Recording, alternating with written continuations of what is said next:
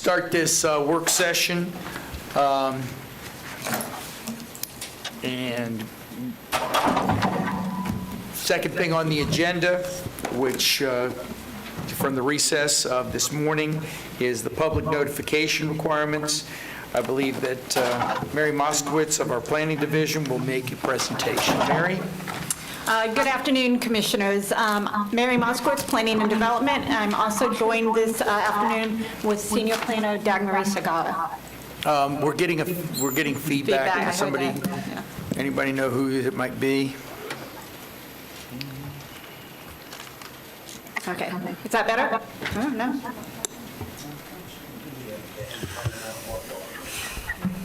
Okay. Just a little check here, make sure everybody is okay. I already checked mine. Mine was off. You were just the first in line.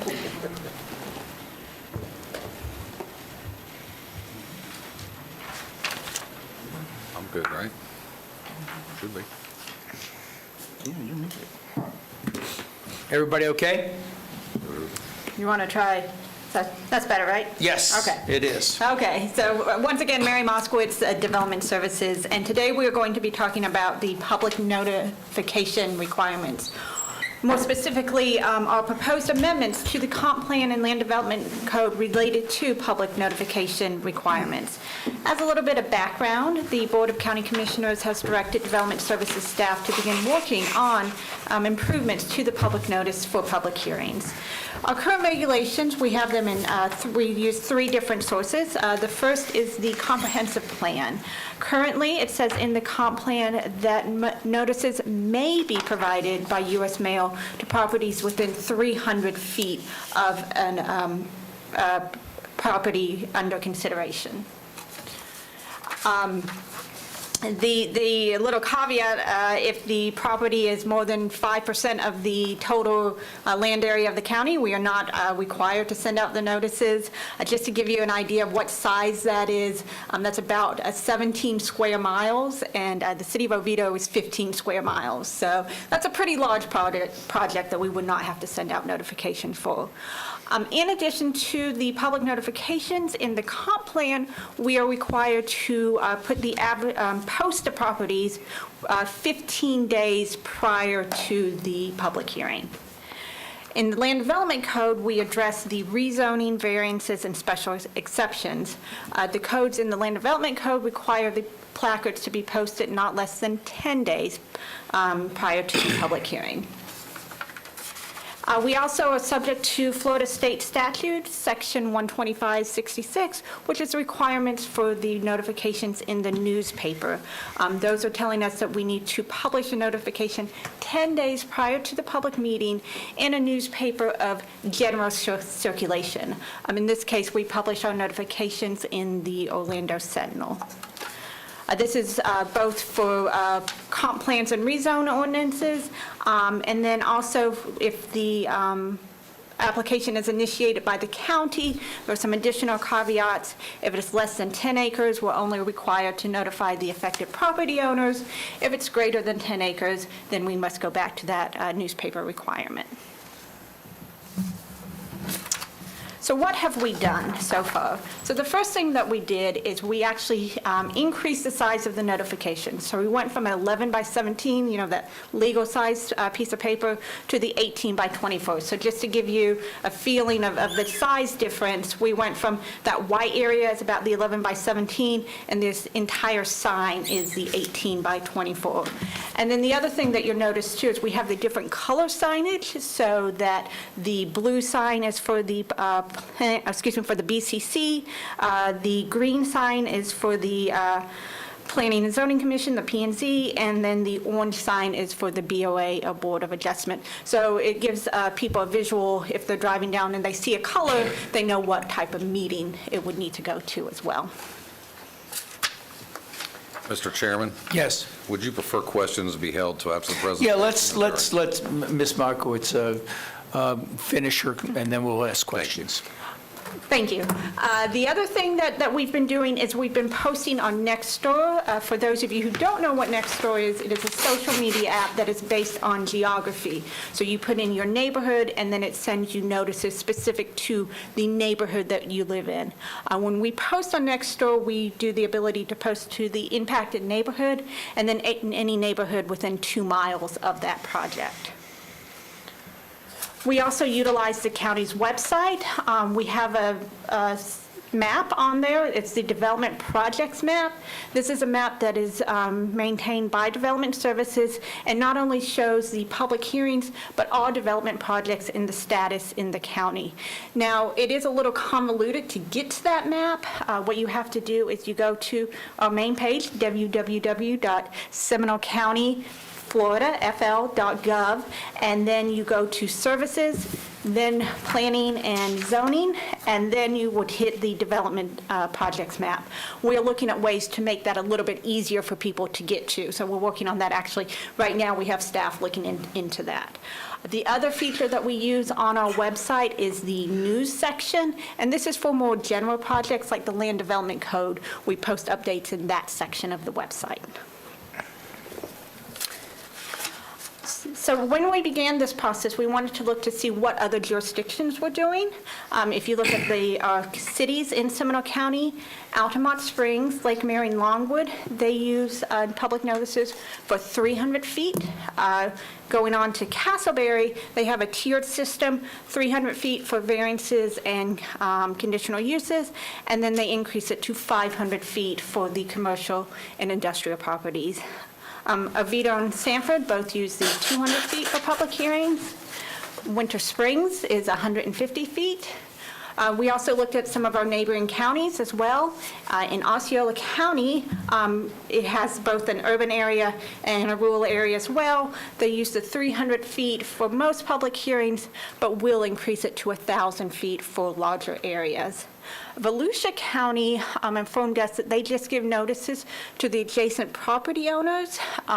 We tried to get a better understanding of what that meant, and basically just anybody who touched the property, they sent the notices to. The last county that we looked at was Orange County, and they had a committee that actually looked at the notification requirements and came up with recommendations. They have a tiered system. It goes to a minimum of 500 feet and then a maximum of 1 mile, which is about 5,000 feet. We thought this was a good approach from having a tiered system. You can kind of see on your slide here, it was a very complicated system. And so what we're looking at is a modified version, a modified tiered system. So we recognize that there are 2 unique areas within the county. There is the urban area and the rural area, and that they have their unique properties. And so we are recommending 2 tiers of recommendations based on whether you're in the urban area or within the rural boundary. So this is the proposed table that we've come up with, and it's based on the project size and then the number of parcels that you would hit. For example, if you had a project that was between 0 and 5 acres within the urban boundary, we're recommending a notification radius of 500 feet. We're not recommending any minimum public parcels be hit. But as you get to these bigger properties, 5 to 10 acres, we're looking at 1,000 feet.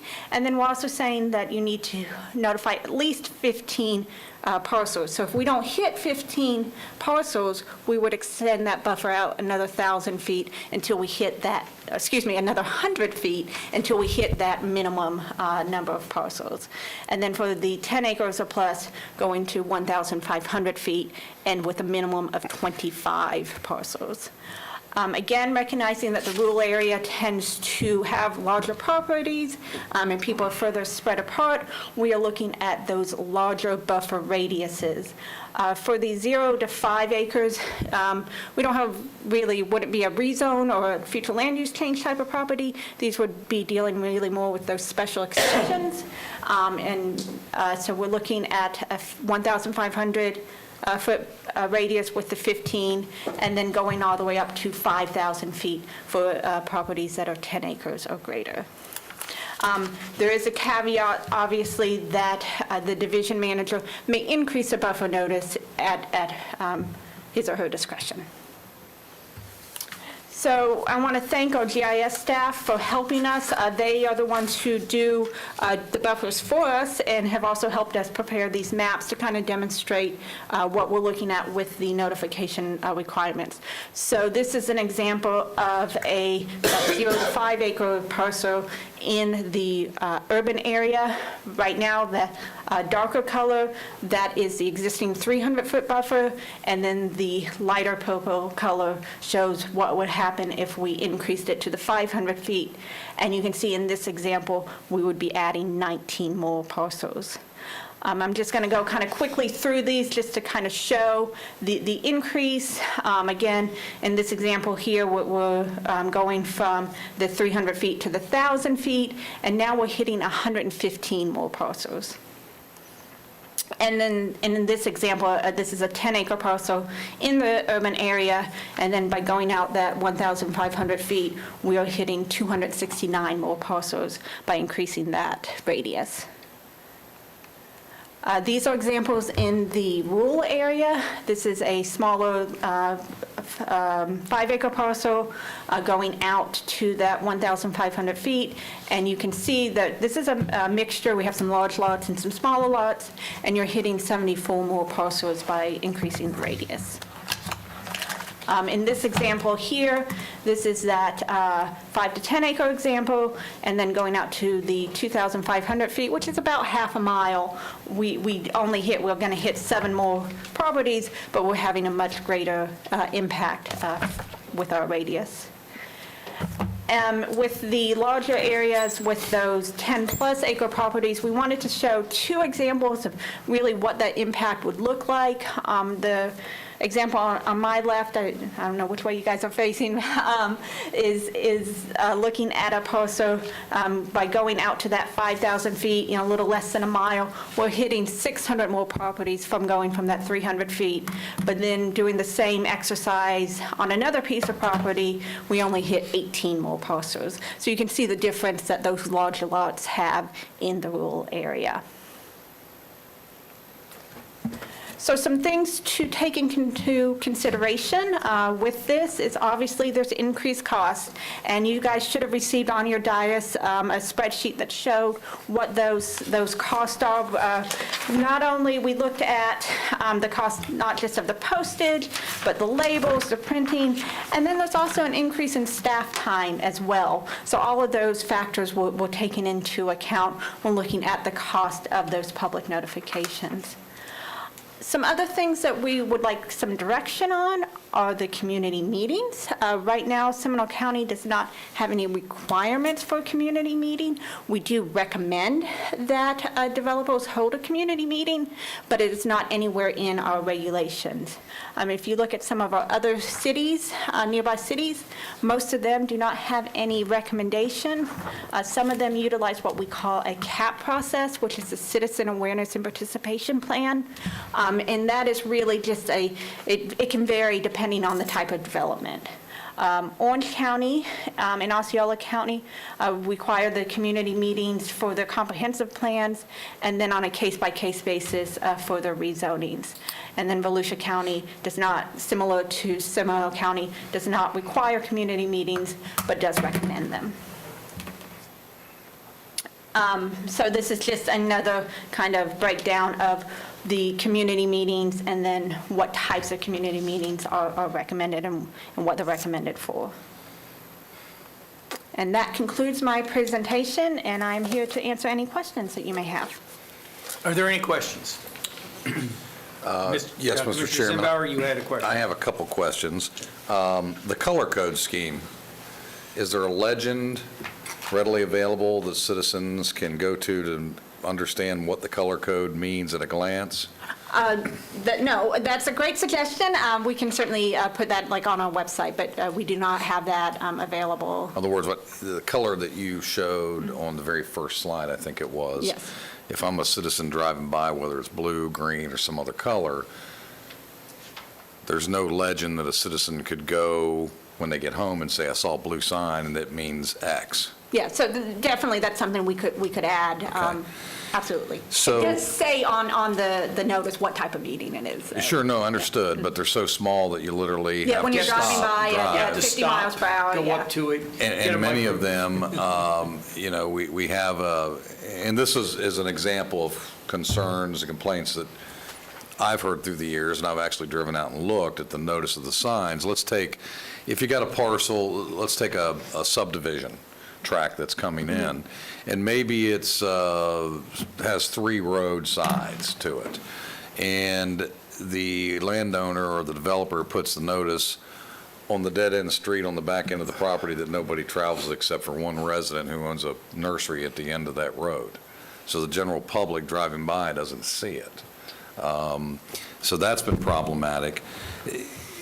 I'm curious, the color code scheme, the green and the blue and so forth, was there some kind of human factors consideration for those colors, or that was just a color we picked? Why not a fluorescent orange, something that grabs attention? I mean, is there some kind of basis for the color scheme? So it's to the slide, it's kind of the beginning of the presentation. Yeah. I'm going to, because I was not here when those were picked, I'm Sure. going to bat that over to Yeah. Rebecca here. Thank you. Good afternoon, Rebecca Hammock, Development Services Director. There wasn't any real science behind picking the colors. We tried to pick something that we thought would grab people's attention. We had done a little bit of research. We picked the orange instead of red because we didn't want to give, because normally red is associated with sort of like stop, halt, warning, bad. So we didn't want to give any kind of negative connotation that this was necessarily a bad thing, but we still wanted to be able to draw. That's an orange? That's supposed to be orange, yeah. It looks a I little. thought that was red. Looks Yeah. red to me. Yeah, we selected orange. It looks a little red in the picture, but yeah, so it's Okay. orange, blue, and green. So we wanted to get something bright enough to call people's attention to it, but also not, signal something with a negative connotation to it, so. Okay, all right. Okay. What about the size? What science or basis went into the size from So, a human factors? Well, that is a perspective? standard size that you can purchase from the sign company, so it is a cost factor. So these are, and they are reusable, Right. so we do ask the applicants to return them to us, and we get maybe 75% of them come back. So this is, would not cost us any additional to customize the size of the sign. So if they don't return them, is there a fee associated with failure to return? So we increased our application fees to kind of capture the cost of that, but no, we don't give you a increased fee if you don't return the sign. So we are on the honor system with our property owners and developers to return them, which is fine and great. There's no sense having additional red tape. But what is the cost if we had a staff member post it?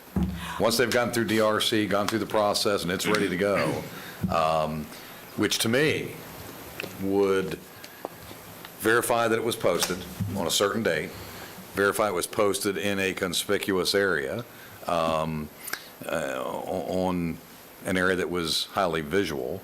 And if we were going to do that and we had control of that signage, why wouldn't we go to a 3x5 or a 2x3 or something like that? So to answer, staff will post a sign if needed, but a lot of times the developers maybe will be representing multiple projects. Sure. And so they, it is a savings to staff to have the developer or the agent post that.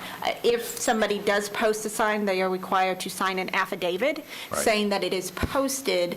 But one of the things that we don't say is that we won't, if you don't sign if you have to sign the affidavit to have the public hearing, but let's say, nature comes and blows down the sign, or it does happen, people do walk off with the signs, that is not cause to not have the public hearing. So, sometimes, these are outside in the elements, so all of the good intentions, they might get blown down, or, the wind takes them away. So, Seminole County, it can be cumbersome to spend a lot of staff time driving out to multiple projects. We do it in occasion, but it is helpful if a Sure. developer also. No, and I posts them as appreciate well. that, but it can also be time-consuming for staff and cumbersome staff to respond to citizens now calling to say, it's not in the right place, we didn't know about it, we didn't get any notice, et cetera, et cetera, et cetera. So that's Mrs. all. Zimbabwe, Thank you. Can we move over, because I'm now seeing it's 18 by 24, because I only saw it 11 by 17. So so 11 by 17 was the old size, which is kind of almost the size of the area in white. The 18 by 24 is the new size. Got it. That's in inches, too, so. Yeah, hopefully. Yeah. Okay. Are there That- Are there other questions? Okay, so. I have one. Yeah, okay, Commissioner, go ahead. I would just like a confirmation that in no instance, because I know you had examples up there, and sometimes we live and die by examples, but in no instance would fewer people be notified under the new rules than were under the old rules. No, because we're extending the buffer. So right now, the rule is 300 feet. We have already begun notifying people within 500 feet. But there would be no instance when fewer people, because we're only increasing the radius. So only more people would get notified. And Ms. Moskowitz, okay, Commissioner Lockhart, then I have a question. Go ahead, Commissioner. Thank you. So, Mary, on the notifications of the mailings, are the developers responsible for doing the mailings? No, staff does those. So we prepare them and then we mail them out. Okay. Maybe I'm misremembering, but I thought recently we had a situation where there was a question about whether or not notifications had been sent, and we pointed to the developer and said, well, we're not sure it was their responsibility for mailing them. And then we had the applicant come up and talk about how many they'd mailed. No? So those were community meetings, so we do not take responsibility for the community meetings. We only are responsible for the public hearings. Understood. Okay, I think I had those combined in my brain. So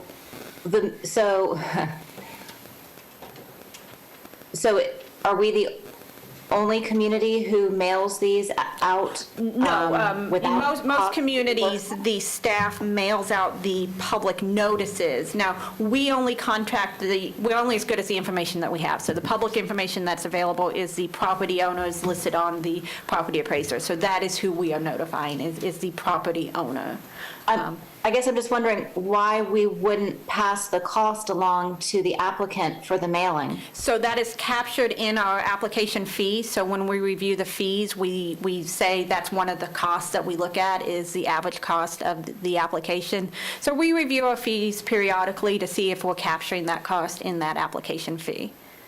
So okay, and I'm sorry, I didn't get what was passed out on the dais. So I apologize. that's okay. I'm hoping that an increase in cost would not be passed along to the general taxpayer, but it would be passed along to the applicant whose fees the associated fees would be increased. Am I missing something here? So that would be, that is certainly something that can be discussed. Right now, we'd have to amend the fee resolution, and that is done by the board. So we can look at that and see. We can just raise, we just raised the fees. Yeah, we did. Sorry, again, just to add to that, we raised the fees, I believe it was, I want to say, not last year, it was in 2019, we raised the application fees to Right. take into account the added cost for the notifications, like the increased placard size. So yeah, that cost would be, the developer would basically be paying the cost for the notification through their application fees. It wouldn't be on the general taxpayer. Okay. If that makes I just sense. want to make sure that if we are increasing the notification size, which I think everybody is in agreement that we should, increasing the perimeter, that we are not picking up the cost for that. And frankly, I think we probably need to increase the size of the signs, and maybe not to get into the Crayola box discussion again, but I don't know that the general public has any correlation of what these colors mean, and a fluorescent pink or a fluorescent yellow certainly would be eye-catching. And I mean, you're talking to 5 people who buy an inordinate amount of plastic corrugated signs. And they're, and especially if you're reusing these, which is wonderful, I think bigger's better, personally. And we buy much bigger signs. We do, and we put a lot less on it. And we put a lot less on it, that's true. Yeah, so that would be, thank you for the clarification on passing on the cost and the notifications. And those are my 2 cents on the Crayola box.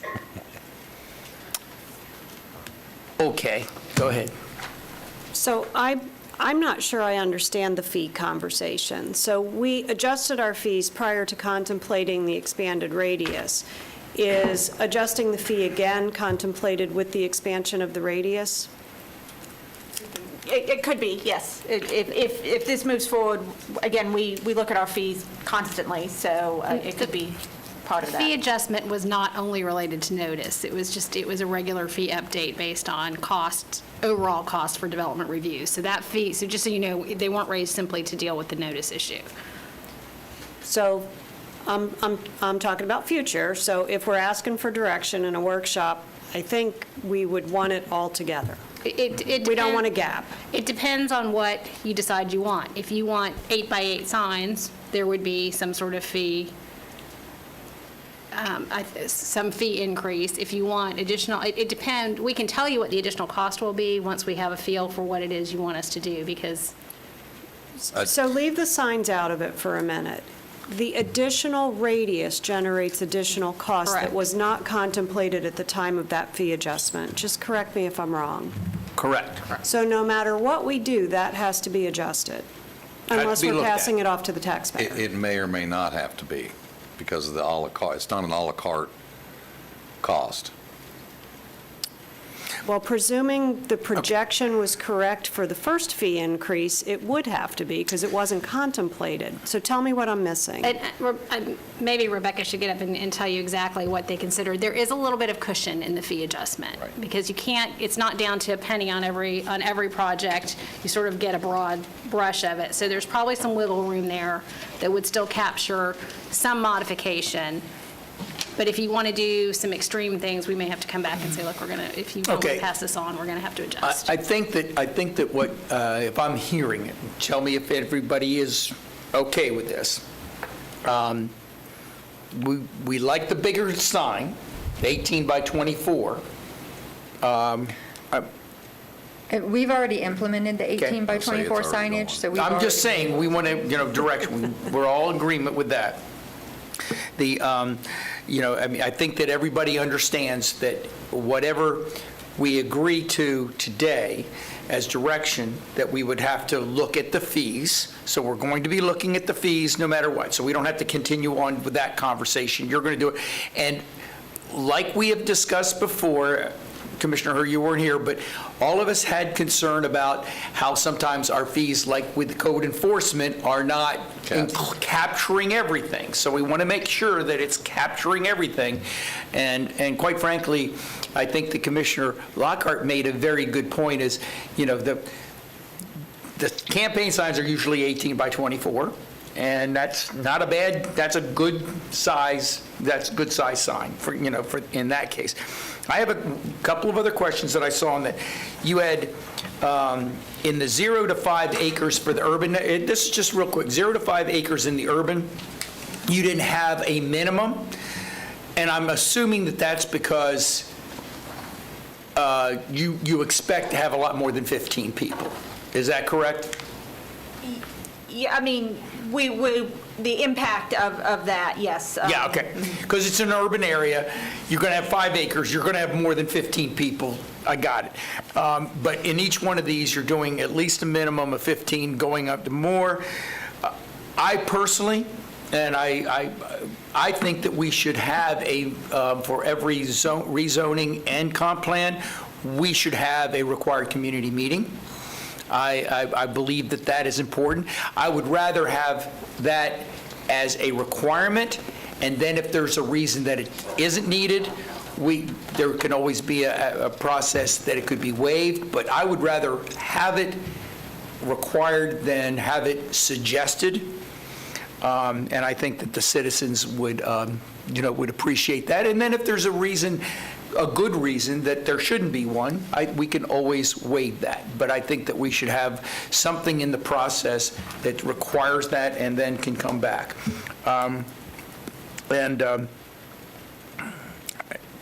Other than that, I think that all of us know that this is important. All of us have heard this complaint. So we want to get it right. And we want to be more inclusive than less. I believe that all of us believe that. Yes, Commissioner. I concur completely with Chairman Constantine, but here's the reality. We need to engage the public. They need to be aware. But I think we have to think about this in reality.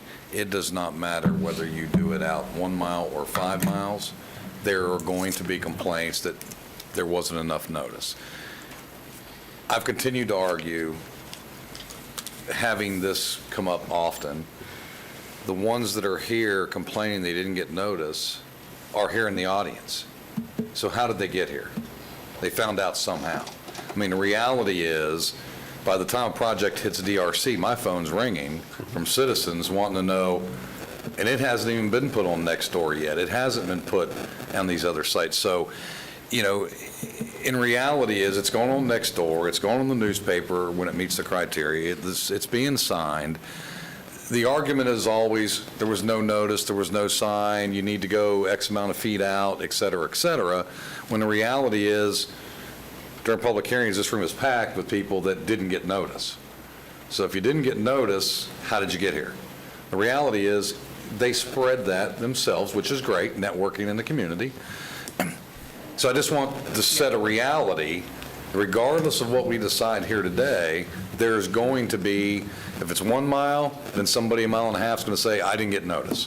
If it's 500 feet, somebody that's 750 is going to say, I didn't get notice. Commissioner, So I agree, but I just want to set the expectation, but I also believe we need with a larger sign, coloration, and what was said earlier about our website. I've been banging on the table since I've arrived here that our website at this county is not user-friendly in any way, shape, or form. Maybe it's me, but I get a lot of complaints from citizens that can't navigate our website. Maybe we need to consider having a homepage that has hot buttons as simple as public notice. They can click on it, and it'll populate all the public notices.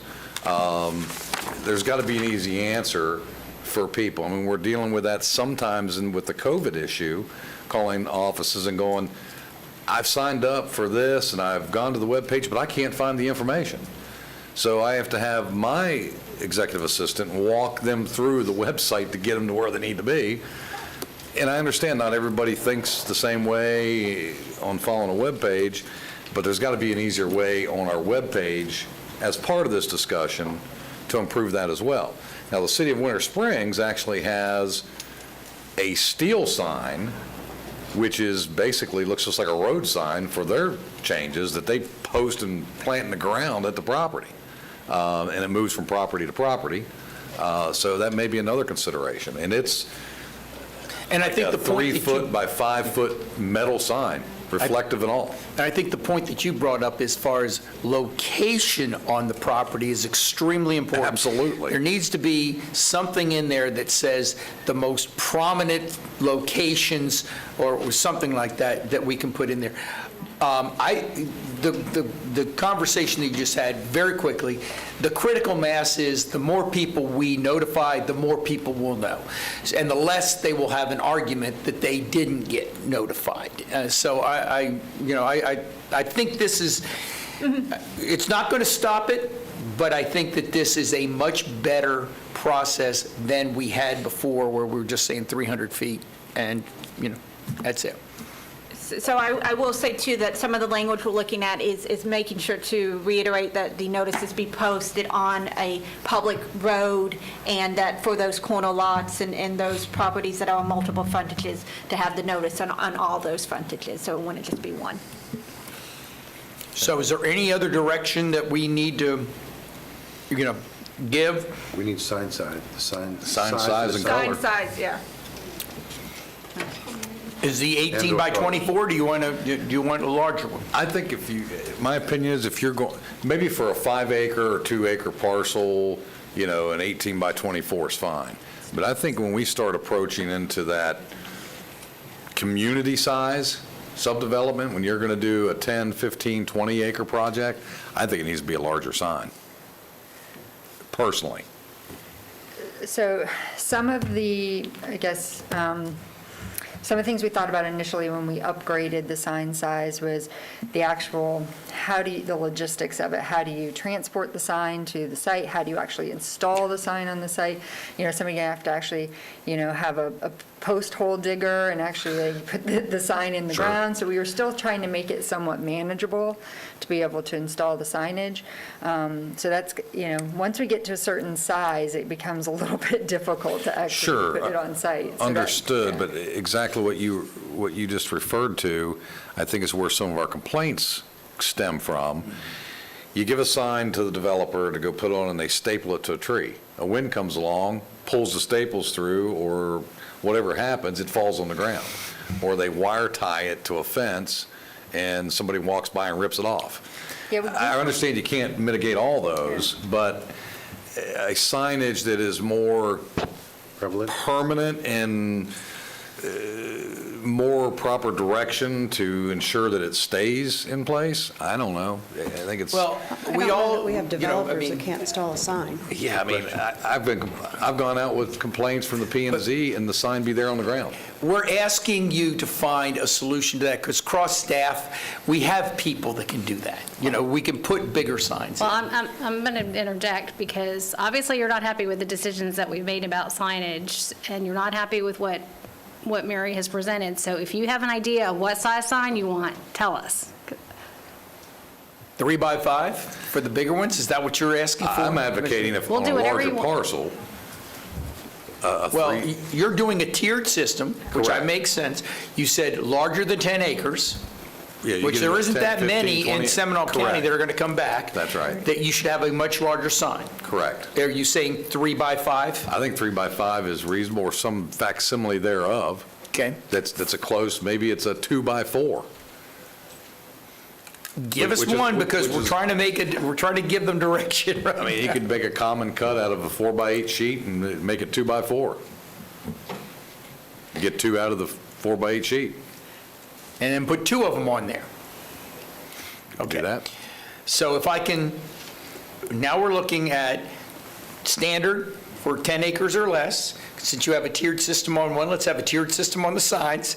And the second sign is a 2 by 4 for 10 acres or more, and have 2 of them.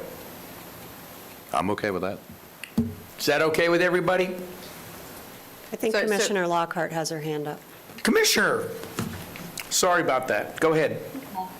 Well, first I want to say, we're not unhappy with what staff has presented. No. This is the first time staff has presented this to us. They've made a lot of changes, thankfully, on their own without us having to give them specific direction. So you're asking our feedback, so this is our first opportunity to give it. I don't think any of us is unhappy with what's being presented. I think this is great. I love the tiered system.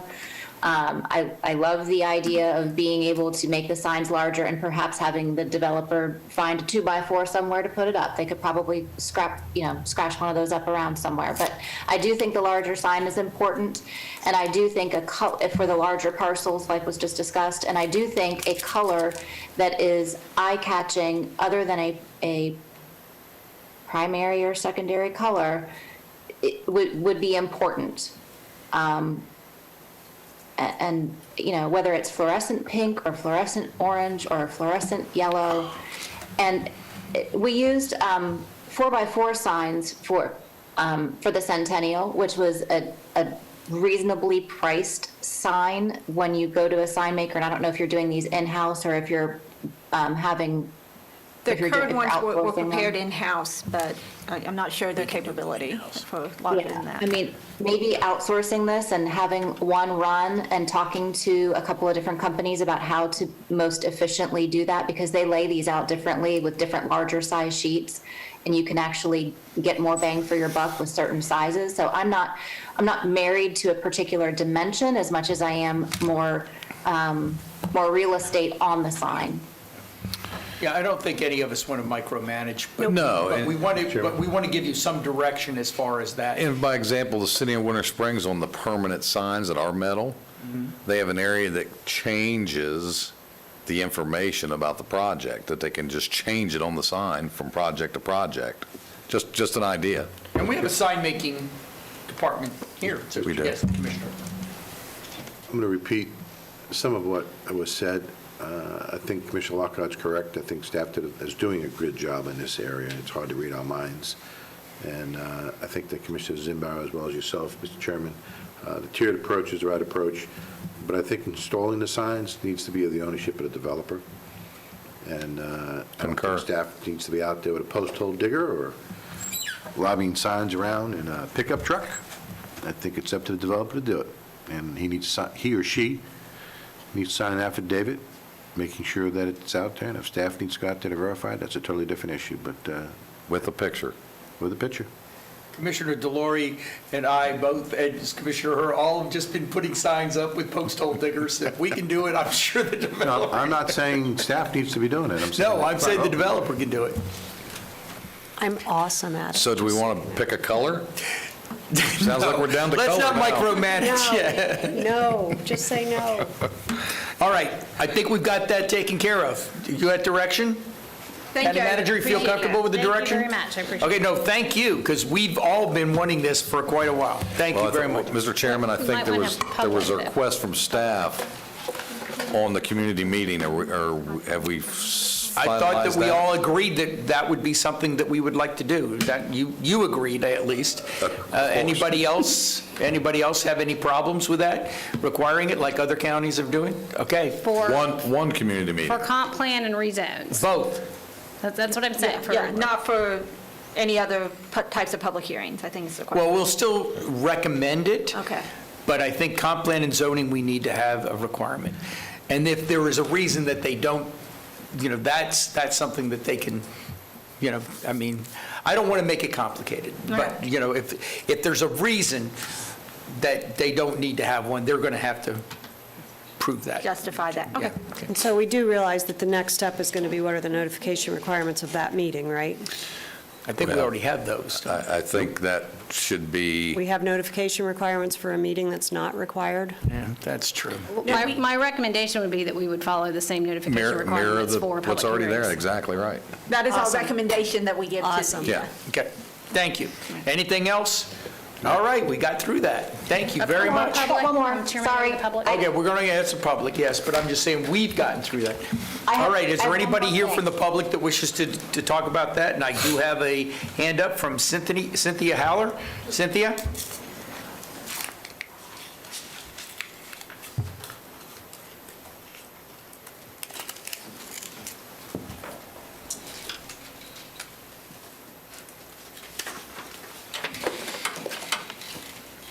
Okay, I don't have a hand raised anymore. Cynthia, are you? Can you hear me right now? Name and address for the record, Cynthia, first of all, please. Sure. Cynthia Holler, 1731, Beacon Drive, Sanford.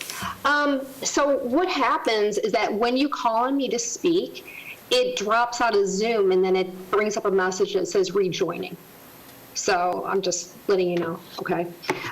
Hey, so for the record, I like fluorescent pink, but, whatever. What did she say? Not that I want to She likes fluorescent pink. be too bossy on that. Online notifications for Board of Adjustment and Planning and Zoning meetings, I think need to be 10 days. Sometimes people catch stuff and sometimes they don't. I would recommend 7-day online notifications for BCC meetings. And I think good work needs to be showcased on the website, such as the great work that the county has done on mobility fees. And then I also wanted to mention that, so what Commissioner Zimbauer said, that all residents are aware, all residents are not aware. And I talked to plenty of people who say that I had no idea that happened. And then I want to agree with Commissioner Zimbauer when he said that, yeah, the website needs to be more user-friendly. So I think some revamping of the county website would be a good idea. Thanks for your time. Thank you, Cynthia. Appreciate it. All right. Anyone else? Oh, Ms. Esposito.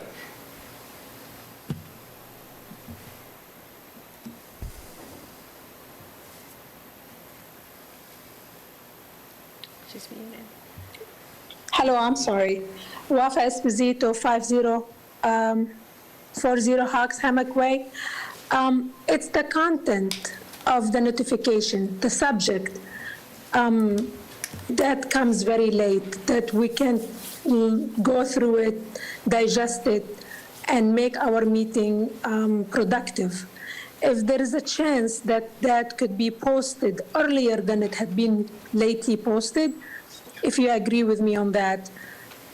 So thank you. Thank you for all these efforts you have been making, and that's it. Thank you very much. Okay, so if we can surmise, that's what I want to do, surmise. Commissioner Lockhart's hand is up. Commissioner Lockhart, please. Back to the requirement of the community meeting. Thank you, Commissioner Herr. I know it's hard to kind of keep an eye on me hiding over here. This time in particular, it's hard to get people engaged. And I know some of our developers have really had a challenging time getting community members to even attend Zoom meetings. We've all heard that. I think if we could come up with a framework for helping these folks create these community meetings, maybe the staff that has already been working so hard talking about how we're going to communicate with the community when we have projects, maybe some of those same ideas could be shared with our development community, because this will be new for them in Seminole County for this to be a requirement. And several of them have expressed to me their frustration even when they attempt to do it when it's not a requirement. Not that they aren't willing to engage, but they don't necessarily feel that their attempts are being received well. So maybe that's not our problem. Maybe the fact that people aren't responding isn't our problem. But I think if the point is to have two-way dialogue, we need to try to help facilitate that. And I understand that's a gray area for us to get involved in, but I just feel like we ought to maybe figure out a way to provide some support through this timeline of it being new. I just, Ms. Mockwood. yeah. I would just like to say that through our research, we have seen some other cities that do provide some guidance and have, examples that they do provide. So that is certainly something that we can look into as well, and we can bring those back for you to look at. But it is something that other cities do provide. And then the only other thing, and I don't know if Ms. Esposito was referencing Development Review Committee meetings, but there are lots of different meetings that take place that we don't necessarily think of as Board of County Commissioners and engage in, that the community would like to engage in. And I think she may have been referencing, if I'm reading between the lines, the information that is available on the website in terms of backup documentation and agendas and item detail, not necessarily public notification. So I hate to try to speak for her, but I think maybe that's where she was headed with that. And I would agree that we have opportunities to improve even access to that information for folks. So Yeah, and that is something we're also exploring. There's certain software limitations that we have. We're trying to work within those. But we do post the agendas online. Probably, ideally, we'd like to be a week, but generally always 5 days prior to the hearing is when you have your agenda posted. right, and if the agenda is posted, that's great, but if there's no detail with that for them to see, then they don't know what they're looking at. So that I think that might be where she was headed with that. And I understand the software issue. Commissioner Lockhart? Okay. That's it. Thank you. Also, I think that what Ms. Haller was talking about was notification for Board of Adjustment and Planning Board. I believe Planning Board is already part of the Notification process. notification for this. What about, should we what about Board of Adjustment? So Board of Adjustment handles the variances and then also the special exceptions. And so our recommendation is, right now for the variances, those are generally residential properties, fences, an addition, things like that. So we would maintain the existing protocols for that, which is the notification of the adjacent properties and posting of the properties. For the special exceptions, which tend to be more land use related, so, allowing a specific use in a zoning category, we would follow the recommendations for the rezones that we outlined, which would be the same as a P and Z and BCC board. Ms. Amick, did you want to add to anything on that? Thank you very much, Mary. I think Mary covered it, but just for clarification, I believe Ms. Esposito was referring to the agendas when they're posted online for the Planning and Zoning Commission and the Board of Adjustment, which the goal is to have those published a week in advance of those meetings, which I've heard from different residents that they would want those posted earlier than a week, which could be difficult in terms of our application processing and timing. But the goal is that they're posted a week in advance. And the other issue was with posting the DRC comments for agenda items that don't request a hearing. The practice has always been if it's a comments only, the comments weren't posted online, but we have changed that. So in the future, even if they don't request a DRC hearing, the DRC comments will be posted online so that people can view them. Okay, I don't want to get too deep into this, but on the last 2 out of the 3 appeals that we've had on the Board of Adjustment, though, one's commercial and it's coming up next week. One of them was a larger development, not just a fence or something like that. Is there, I didn't hear anybody, what are we doing for those? What can we do for those? Well, I think that's where some of the feedback that we've received is, for example, the one appeal that's going to be before the Board of County Commissioners in a couple of weeks, they felt like they didn't see that item on the BOA agenda. They didn't feel like they saw that on the BOA agenda far enough in advance. Typically, it's posted, the agenda's posted online a week in advance. They're hoping for longer. Commissioner Zimbauer, did you want to? I just wanted to weigh in on to Commissioner Lockhart's point. Some of this stems from, by example, the DRC, of the citizens not understanding the process. And I probably have this conversation multiple times a week with some of our citizens. How can somebody put this in my community? Well, anybody's allowed to go through the DRC process. It doesn't mean that they're entitled to it or going to get it, but we cannot tell somebody you can't go through the DRC process. So the mere fact that it's shown up at DRC and our staff's weighing in it and evaluating it, for the average citizen who does not understand the process, they automatically think that's going through the process to be developed. So I don't know how you mitigate that. It's just. And many times when it goes through the DRC, the staff will tell them, no, this is not. That's correct. Going to happen, and then they don't come back. Correct. But again, going back to the Board of Adjustment, should we be doing some notification at the site for Board of Adjustment? We do. They do already. Yeah. Okay. So those, so for the special exceptions, they receive the property or the courtesy notices that are sent out with the 300 feet or the 500 feet that we're going to now, and they also are posted with placards. So they will get the same thing that we're doing for the zone, okay, that's fine. The only one that we're not proposing to do this new strategy is with variances. So with variances, we'll still be notifying the adjacent property owners. All right, anybody have a problem with that? I don't. Thank you very much, I appreciate it. Any more public comment on this? Any more? Glenn, I don't see anybody's hands raised, so it looks like it's not.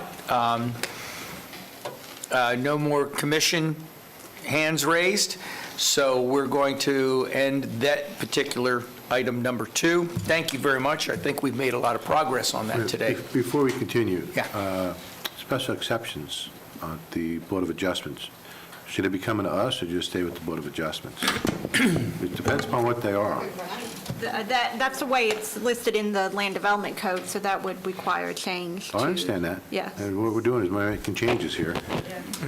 Well, I mean, so Wait a minute, look, if they're significant enough, I mean, they should come up to the BCC and not just the Board let of me let Adjustment. let Ms. Hammack. That's an excellent question. In a lot of jurisdictions, they do. The Board of Adjustment would only be making a recommendation since it's an actual land use decision. That's my point. Some are like P and Z when you're rezoning.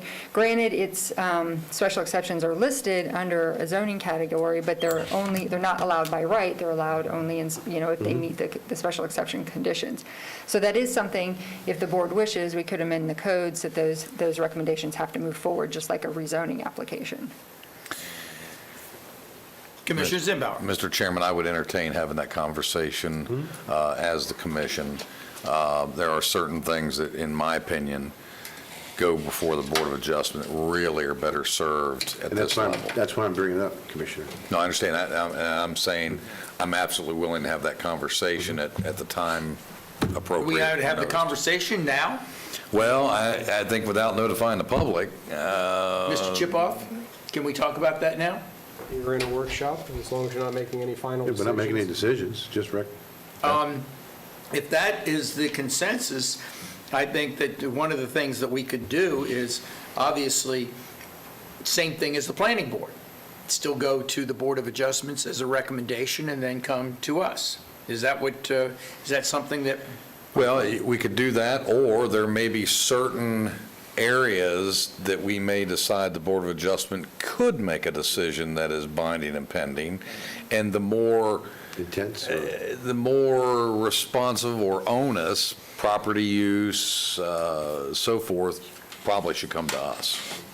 Just speaking as to, I mean, I don't think we need to hear everything about a shed or a fence or chicken coops and stuff like this, but when it comes to things that one arguably would say is a significant impact on the surrounding area, we should be making that decision, in my opinion.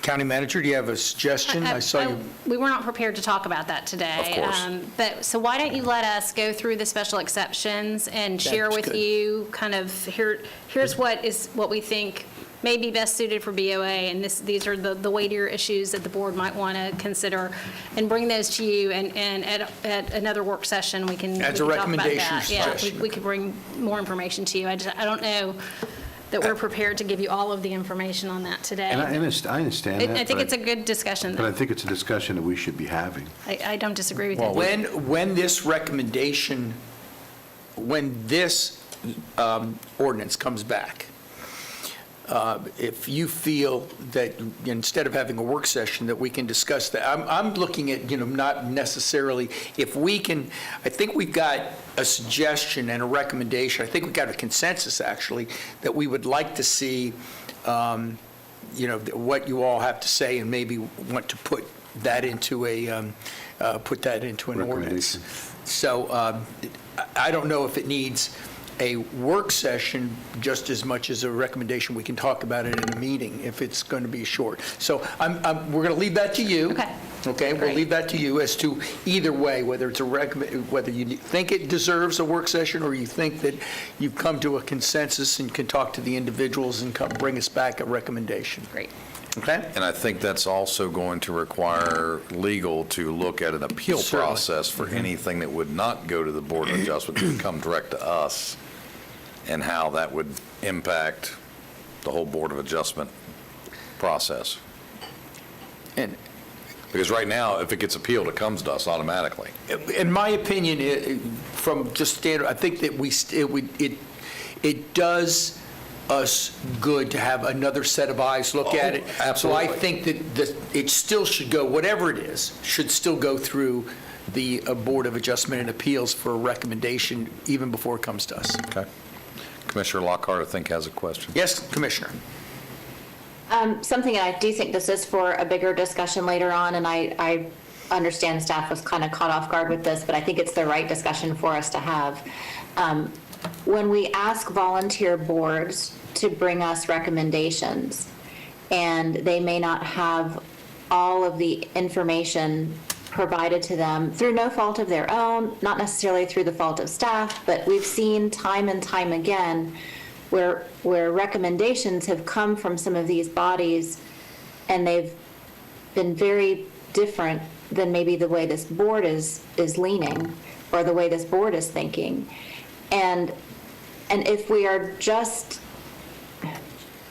I don't want to be disrespectful to volunteers who are giving their time to serve in this community on a board and then say, yeah, we want you to take your time to investigate and learn and give us a recommendation, and then we're nowhere near on the same page.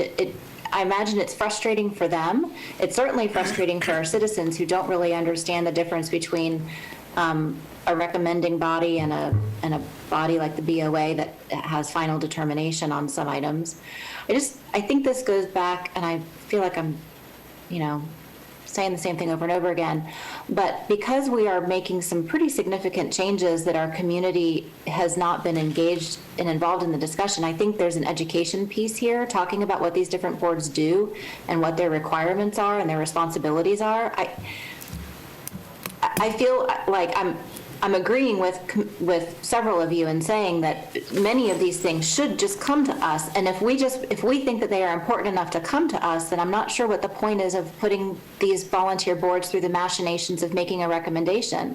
It's more staff time, it slows the process down, it adds some confusion. I'm just throwing it out there to think about the flip side of the coin. Well, and I understand what Commissioner Lockhart is indicating and stating, don't necessarily disagree, but I also agree with the chairman that it is often of value to me as a commissioner to have another group or body looking at that so I can understand their thought process as well as consideration for my ultimate decision. Sometimes I watch those videos and the thought process scares me. Well, no, I mean, that basically falls on our shoulders because we are the ones who make those appointments. So we should be making every effort to ensure that the appointments we make to those advisory boards are individuals that are capable of doing what's expected of them, but we also have to make sure they get proper tools and training for what they're being asked to perform. And many times we assume they are, or they're getting some of that, maybe not all of that. Just by example, when I came on to planning and zoning, there was no policies and procedures whatsoever. I was asked to serve, I served and went, where's the policies and procedures of this board? And it's like, we don't have any. But I think we've made strides to better that now. Yeah, part of this discussion, part of the discussion I think should be mandatory training, mandatory attendance of, a certain number of meetings required meetings. I think there's a lot that goes in with this that if we're going to continue to have, if we're going to delve into it, we might as well delve into it and really peel the whole thing apart and make sure it's how we want it set up. I will tell you, as much as I would love to see that we abide by some of the planning and zoning board recommendations that I have supported that didn't pass, I think it is important that you see what they have to say, but it's just as important that we have the ability to look at it from our viewpoint and make a final decision. But I have used, and I think all of us have used, the planning board and or the Board of Adjustment and Appeals, their recommendations even in appeal processes. I think it's important to do it, but you're right, Commissioner Lockhart, that and Commissioner Zimbauer, that the education, the training, the knowledge, and it's incumbent upon us to appoint people that we know are going to do a good job. So, any more from the public on item number 2 concerning public notification? Seeing none, we're going to move on to item number 3, and I'm going to read this again. I didn't do it before the 2, but we had done this for the first 2. But as a reminder, this is a work session meeting that will be viewed in person in the BCC chambers on SGTV. and YouTube, and by registering to participate in the Zoom webinar. Residents can provide public input in person or by registering to speak, and we do have one speaker for item number 3 on the Seminole County website and the Board of County Commissioners webpage. There you will find a link to register for the webinar entitled Meetings/Webinar Registration and Helpful Hints. If you are unable to join via computer online, interested parties should call 407-665-0808 for additional information on how to participate via a telephone. We will take public comment on each item as it appears on the agenda. In order to be recognized to speak, you are using a computer or iPad, you will need to use the raise hand feature, or calling in on a telephone, you will need to press *9. If you attend the meeting in person, you will be required to wear a mask and social distance, and if you do not have a mask, one will be provided for you. Please silence all cell phones and electronic devices. Mr. Kevin Fisher and Scott Steck of Horizon Mr. Engineering Chairman, Group. before we proceed, can we take a 5-minute break so we can stretch our legs? 5 minute, is that okay with everybody? 5-minute break. I need to. And a true 5 minutes. Either that or we need to get chairs of a certain height.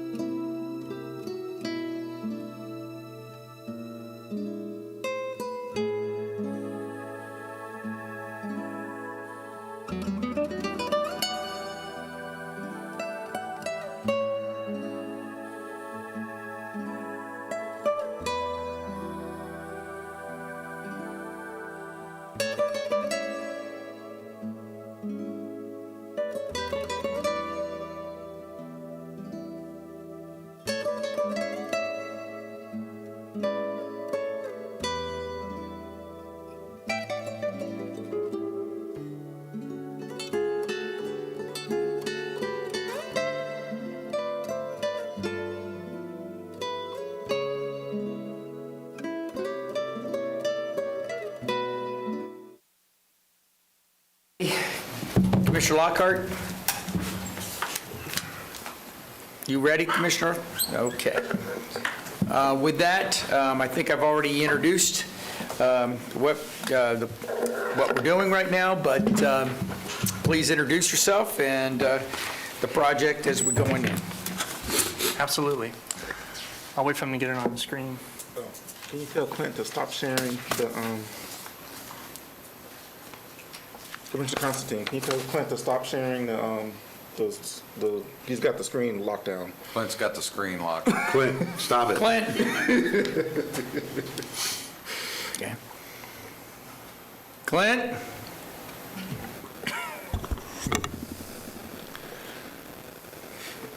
Clint, can you hear us? Like the voice of God. Voice of God. Maybe he's on his break. There we go. There he goes. Okay. Thank you, Clint. Thank you very much, Clint. Okay. Once again, this is Kevin Fisher and Scott Steck of Horizon Engineering Group, and we'll be presenting the Seminole-Wekiva Trail pedestrian and bike overpass at 434 and 436. Our Director of Public Works, John Dredge, will also be available for questions. So with that, please. All right, so just start out by saying thank you. We appreciate the opportunity to come and talk to you today about the bike and pedestrian overpass. So this is really just a description of the feasibility study that we did for grade separated crossings for really the Seminole-Wekiva Trail at 436 and 434. Myself, I'm Scott Seck. I'm with Horizon Engineering Group, and just a little bit about me and about Horizon. So the first job I ever signed and sealed as a professional engineer was actually the Seminole-Wekiva Trail. So that was obviously a few years ago, but I've been proud to work on a lot of Seminole County projects. Since that time, I actually also worked on the I-4 pedestrian overpass in Lake Mary. In addition to that, I also worked on some sections of the Cross Seminole Trail. And then some more recent ones that we actually did the Seminole-Wekiva Trail pedestrian underpass at 434. So we've got a long history of doing grade separating crossings for Seminole County. And so this is really just presenting a couple more options for y'all to evaluate. So looking at the purpose and need of the project, again, if you look at the dashed line on the screen and kind of follow it from really the top all the way down to the bottom, so that shows you the existing alignment of where the Seminole-Wekiva Trail is currently today. It's already built. It's been out there for a few years now. And so the point of this study is really to take a look at some grade separated options and really to take a kind of a bigger picture look and say, is it feasible for us to come in and add a grade separated crossing at these two intersections? So the main purpose of this one really is to look at reducing the vehicle and pedestrian conflicts, look to see what we can do to improve safety, and also help improve the trail user experience and make sure we can do our best to provide a continuous trail. And of course, this job or this project really came out of a request from the PPAC. So they looked at the overall trail master plan and they said these two intersections really should have a grade separation. So if you look really throughout Seminole County at the showcase trails, like really the Seminole-Wekiva Trail and the Cross Seminole Trails, whenever they came to major intersections, they actually have provided a grade separated crossing. So if you look at 434 for Seminole-Wekiva Trail, it's an underpass. Lake Murray Boulevard, it's an underpass.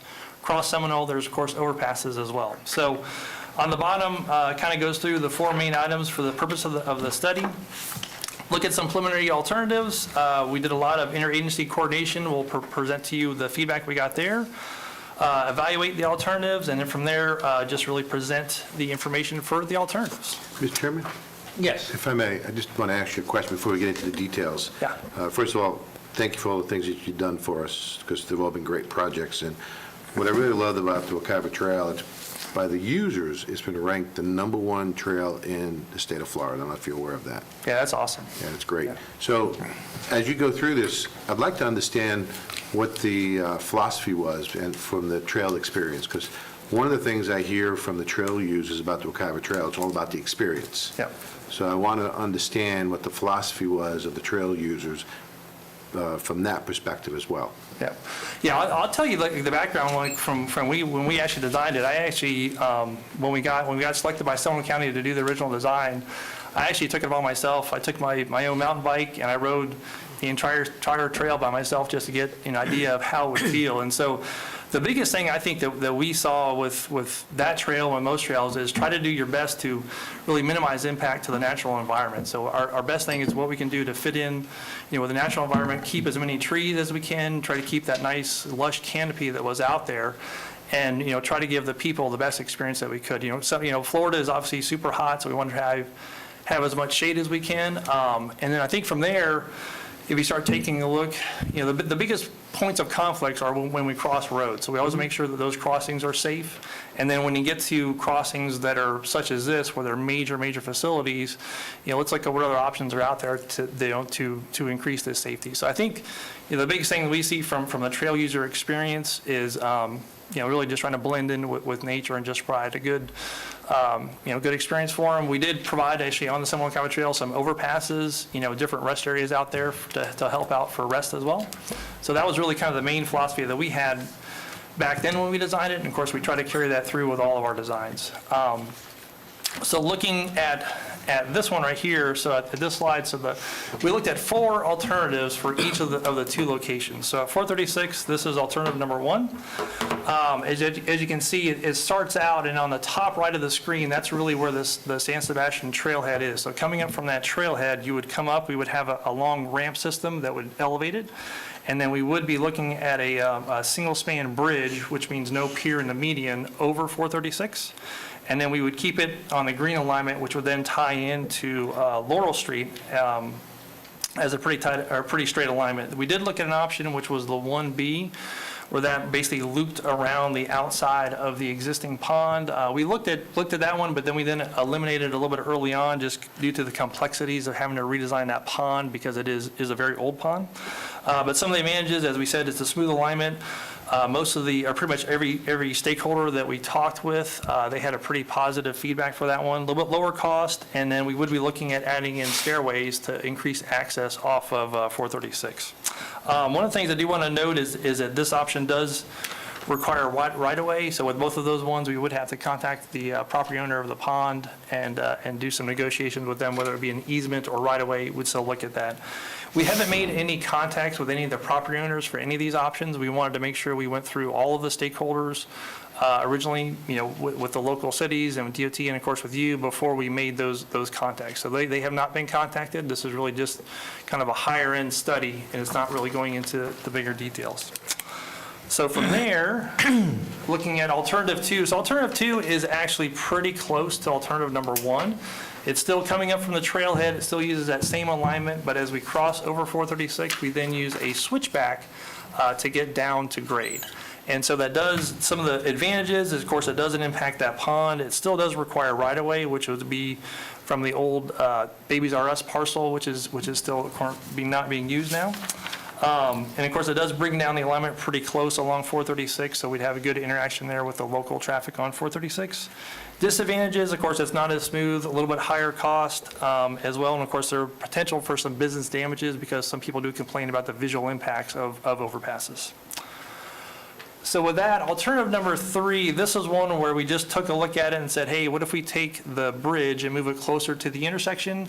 If we did that, we would introduce a series of switchbacks. So some of the disadvantage of that one is that there's a little bit of concern about the sight lines because it's going to be right there by the existing signal.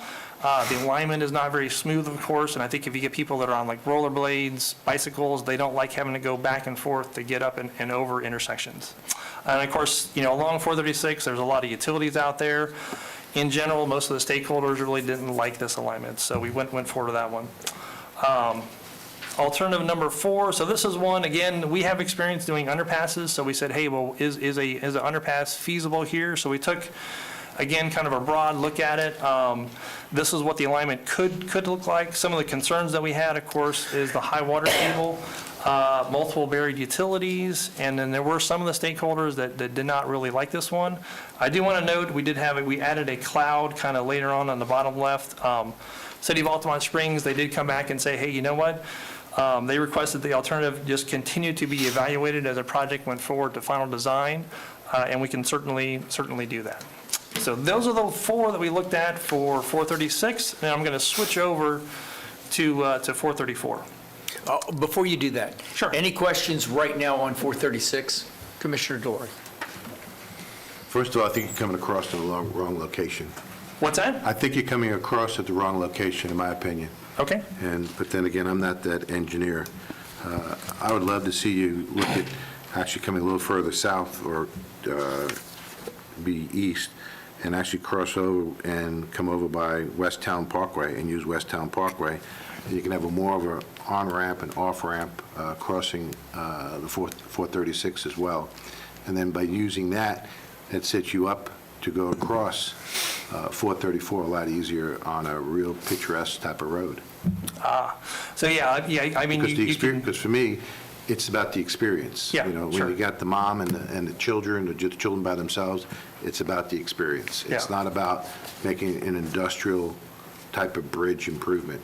Right, sure.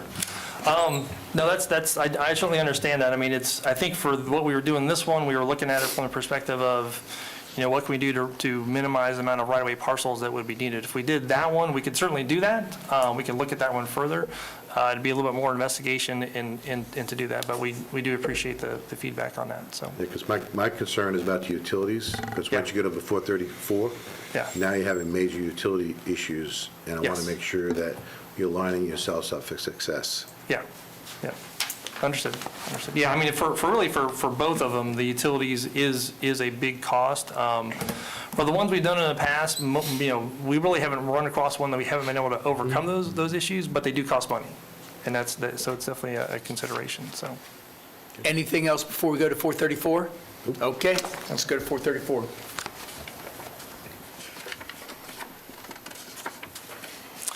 All right, so for 434, let me flip this one. So the existing trail, again, that runs down Orange Avenue on the north side, so we would look to really have the bridge alignment on this piece pretty much follow what the trail crossing is. So this alignment, as you got past the driveway going into the backside of Target, we would then from there start ramping up. As we got to 434, we would then do a single span going across 434. And then the bridge, we recommend for this alternative to have it stay elevated, to go over the 2 driveways. If you've been out there, those driveways are very, very busy. And then from there, once we got over the second driveway, they would then ramp down and then, of course, tie into the existing grade. So advantages we had out there, of course, it's a smooth alignment. The stakeholders that we talked to, we had pretty good feedback on that one. There are still some right-of-way impacts. We would need right-of-way from the Target and, of course, from the Lowe's and from the shopping center down there as well. So there are some right-of-ways needed out there. And we do think that we could put in a stairway as well to help increase the accessibility pretty close to 434. Some of the disadvantages, again, the site distance, that's definitely a concern. Visual impacts to businesses, again, as you have an elevated structure out there, some of the businesses, they do complain about that. And of course, it is a little bit higher cost. And of course, some of the bridge piers, of course, they would be pretty relatively, you'd be able to see them pretty good from the existing driveways. I do want to note too, we did have some coordination with Altamont Springs. There is a new Outback Steakhouse that is being planned that is actually in the Lowe's parking lot. It's on the north side, so we don't anticipate that affecting it, but we did have that feedback from Altamont Springs, just as a point. And so alternative number 2, so this one pretty much, again, mimicked what alternative number 1 was, except when you got to the west side of 434, it introduces a switchback. So it would bring it down pretty close to where the existing trail does cross. So some of the advantages, a little bit better sight distance out there. You don't have that visual block out there. A little better connection to the local streets, a little bit lower cost. And again, we do away with the bridge piers next to the driveways. Some of the disadvantages, of course, we still do need right-of-way, which would be from the Lowe's parcel, which was impacted originally with the alignment. And of course, the alignment is not quite as smooth. So looking at alternative number 3, so this one, we did an initial look at it, but then it was, at the bottom it says eliminate as an alternative. So this one introduces switchbacks on both sides. Again, not quite as smooth as an alignment as the other one. Multiple utility conflicts, highest right-of-way needs. It wasn't well received by the stakeholders. And alternative number 4, so this one, again, we just took a look at an underpass option, just to see how that would look. So that would obviously ramp down adjacent to both sides and then go under.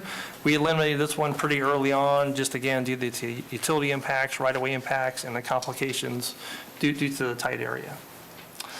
So taking a look at the feedback that we've gotten so far from the stakeholders, so Altamont Springs, we met with them a couple of times. In general, they gave positive feedback for alternatives 1, 2, and 4 for 436. 1 and 2 for 434. They didn't provide a formal recommendation, but that was just their general feedback. And of course, they want to make sure they're involved in future phases because, of course, it is within the city of Altamont Springs.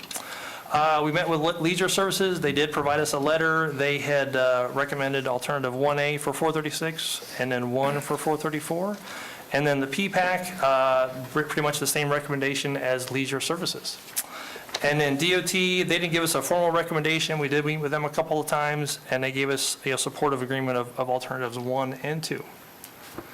So kind of going forward with what the costs are for what we have looked at. So alternative 1A came in right about $5.3 million. Alternative 2 was 5.8, for instance, for 436. And then going forward to 434, and again, 434 is a longer bridge. Alternative 1 was 9 million, and alternative 2 was 6.6. So they're definitely higher numbers on that one. We did want to point out just a couple of other bridges, that had been built in the area. So the top left, so this is actually one that Horizon did, I worked on as well. This was done for the city of Orlando. Point of reference, this one cost right about $9 million. So it had some pretty long spans on it. I don't have a cost on the other ones, but on the top right, this is one, of course, that Seminole County did up in Lake Mary. And it gives you a rough idea of what the switchback ramps would look like. And then on the bottom right, again, just gives you a good idea of what the switchback ramps would look like. Again, most of the recommendations were for a little bit straighter alignment with switchbacks only on one side. Mr. Chairman? Yes, Commissioner Delory. My biggest concern with crossing 434 would be those power lines, Yep. because those are distribution lines. Yes. I'm sorry, transmission lines. Yes. They're pretty significant. Yes. And once you start elevating that bridge, you're going to get real close to it. Yep. And I would not feel comfortable having a bridge that close to those transmission lines. That's just my opinion. Yeah, we coordinated with them initially, and so understand. they can go through there, and actually, they'll Well, raise them up. I realize that, to but yeah. what I'd really like to see is, since you have a major shopping center there, Yeah. the way you have the trail located right now, you're excluding that shopping center. It'd be nice to have the trail a part of the shopping center Yep. and actually make it into an asset so that when people can actually use the trail to go shopping, Yep. and we're not doing that. That's true. I think the original intent of the trail design was really to follow what the old railroad was. Well, I realize that, and Yeah. basically, we're just putting something in because that's the corridor. But I really think that I would love to take a step back and actually look at how do we have the trail be something, a part of this shopping center, so that everyone can actually look at this as an asset Yeah. and say, wow, this is really something special. Yeah. No, I agree. I think whenever you have a trail going near the shopping centers, if you go up to, of course, Lake Murray Boulevard, they did a good job of trying to engage the trail there. And if you go out to the Winter Garden area, the trail cuts right through the middle of downtown Winter Garden, and there's a lot of interaction. Instead of bypassing it, because right Instead of now, this bypassing. trail is bypassing it. It's definitely going on the backside. Again, that's just a product of where the original railroad I was. realize that, and that's why I'd love to, I don't know how the rest of the board feels, I'd love to take a look at this so that actually you're taking the trail to be a part of the shopping center to actually have the right experience. Sure. So you can actually, off the trail, you can go shopping, you can actually have an interaction between everyone. It's a little bit more work, it's a little more coordination, but you're actually having an asset now that everyone can be a part of, instead of just bypassing it. Yeah. No, it's a good point. I mean, I think there's definitely, we can certainly work back with John and Sumner County staff about that to see if that's an option we can evaluate. Commissioner Zimbauer? I don't necessarily disagree with Commissioner Delaria saying that we maybe ought to take a step back and look at how we incorporate more assets for our citizens to gain when they're going on the trail, notwithstanding on the previous, which is the 436 overpass being right by the liquor store. I don't necessarily want to advocate that we're going to Move it have. further to the east. Agreed. You pick up your six-pack earlier. Right. But, there are two experiences in our trail systems. One is the natural outdoor feel, which we have in a large proportion of our trail system. But then as we get into the city and more urbanized areas, we have some of that, and we've done a good job maintaining that windshield view, if you will. But it certainly would be wise to incorporate access off that trail to shopping and other amenities that individuals who use it would use it for that purpose only, and not necessarily are outdoors looking for wildlife and greenery and so forth. They're using it actually as an access point to do, some other things. So I would concur with that. Any Commissioner other Hurt? comments? Commissioner Hurt?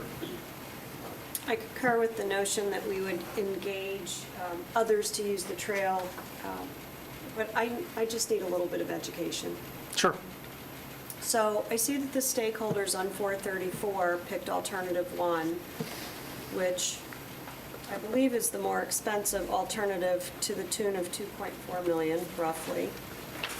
And it has more disadvantages than the other one, including sight distance at the intersection, which seems to defeat the entire purpose of the bridge. And so I just simply don't understand that selection. There's got to be other bullet points that are missing. Let me see. I mean, I think from what the other stakeholders put in there, like the site distance issues, regarding any of the ones that are at the signal, those are ones, they're an issue, but they're not something we couldn't overcome. So there's a lot of bridges that do get put at intersections, so it is a concern. It does kind of add somewhat to, visual distraction of it, but they can be overcome. The one that, I think the biggest one that we saw was, of course, at 434, if you go with the alternative that has a longer alignment, the concern there is that the businesses that are kind of behind it, which is probably more Lowe's, you're just going to have a visual distraction from it. So I think that, I don't want to speak for why they picked those ones, but, I think one of the guys from the PPAC is here. In general, they just liked the straighter alignments, because if you look at a trail user, a lot of times what they want to do is they want to get on the trail, they want to go for a bike ride for 6 miles, or they want to go jogging for 3 miles, or they want to go to the shops. So it's you have like a mix of what people want to do, and anytime, you have a switchback alignment or whatnot, then they generally don't like it quite as much as just a straighter alignment. So that would be my thought as to why they picked that one, but. And for Commissioner Hers, I'm not sure if she understands, maybe PPAC, you know what that is, right? So the PPAC is comprised of, for the most part, users of the trail, who we rely upon to give us their input, feedback, et cetera, et cetera. I think previous Commissioner Haran sits on that also, and many other citizens who are very vocal on the asset and helping push that forward, just as an FYI or sidebar. And Rick Durr is on the line if you want to talk about why Leisure Services might have chosen that as number one. He could probably give you some Rick Durr's back? It's a edification on that. $2.5 million Yeah. conversation. So It's a $2.5 million conversation. I don't know how we If you don't have wanna- it, so. He may be able to share some thoughts on that. I know he's on standby. County Manager, earlier in our discussion, I asked you, because I have heard different things from the city of Altamont Springs. At one time, I even heard that they didn't want it at all. So, what's the latest on So that? the latest, I got an email this morning just trying to clarify, because we had gotten some different feedback. With the conflicting feedback was on the 436 crossing. They had sent us a letter a few years ago indicating their preference for an at-grade crossing at 436 as opposed to a bridge. And that's still their preference, but in reviewing the alternatives and in an effort for collaboration, they are supportive of whatever the county wants to do. They did ask that their preference, actually, out of the alternatives on 436, absent an at-grade crossing, is the below-grade crossing, and asked that that be left on the table. I think it's the least obtrusive crossing, and I think they think some of the disadvantages could be overcome. So they asked that we continue to consider that, but they are supportive. They understand it's a county project, and their preference still is at-grade, and would like to keep the below-grade crossing as a point of discussion. Mr. Chairman? Below grade, you mean a tunnel? Tunnel. Right. Okay, just want to make sure everybody knows what below grade. And then again, we had actually designed the one for the county at 434, and actually part of the reason why that happened was the same thing, was just the visual impacts, is that the feedback we got was that people, they want to have a crossing, they just don't want to see it. So that's what we ended up with. Yeah, I Mr. like Chairman, the tunnel. I truly believe that below-grade crossing is probably one of the best things to do from a visual standpoint. Yeah. Takes up less real estate. I mean, there's so many different assets to it. We have two of them, and both of them I hear nothing but raves about. But what I'm really concerned about this is that we really need to be looking at how do we put this trail and partner with the shopping center so it becomes a true asset instead of a hindrance where people are just bypassing all the retail. Yeah. And we're having problems with retail now as it is. And we're just basically making more of an issue here by bypassing it all. With your expertise, would a below grade, would a tunnel be more or less expensive? On the road. I think the one that we did at 434 was right at $4.5 million. So this one, you're probably going to be, and that was, of course, I think about 10 years ago. So if you add in some inflation and whatnot, you're probably still, it could be, $5.5 to $6 million. So it's probably close. The biggest cost on those is actually the MOT, is just trying to actually phase the construction so you can do a cut and cover construction on it, because you have to maintain all the lanes of traffic. So that's where you get the cost, is actually just trying to maintain pedestrians and vehicles while you're building it. So while it is feasible, we didn't take it to that level of detail. Like, we would still need to do a little bit more geotechnical borings. And I'm going to use a big word, we have to look at really some of the groundwater modeling, because this is an area, it's called Altamont Springs. There are literally a couple of ponds, retention ponds higher than where the underpass would go. So there's a couple complications with groundwater that we'd want to look at further. And so from our level, we kind of looked at it and said, there's definitely complications, so let's just kind of lean towards the overpass one. And we kind of stopped studying the underpass one because we didn't have quite as much detail or really budget to do that more investigation. So we could look at it more. We could look at a different alignment as well, which I don't disagree with. I think that's a good idea. So Wouldn't the overpass, though, disrupt lanes of traffic also? So if we're talking about 436, that was why we had put that one further away from the signal. That one won't interrupt, the traffic operations pretty much at all. We could do a pretty straight alignment, or we could do a switchback on one side. It won't have any effects on the operations. I think the sightline concern is if we do a switchback in front of where the old Babies R Us is, you're literally right in front of where the business is. And I'll look, if we go back to, which page is that? Yeah, like the switchbacks, again, if like the bottom right, that's a good indication of what that switchback would look like. So behind that would be where the Babies R Us is. So there's definitely going to be a visual, block there that we can do things to make it more open, which is what they did by putting it on piers so you can still see through it.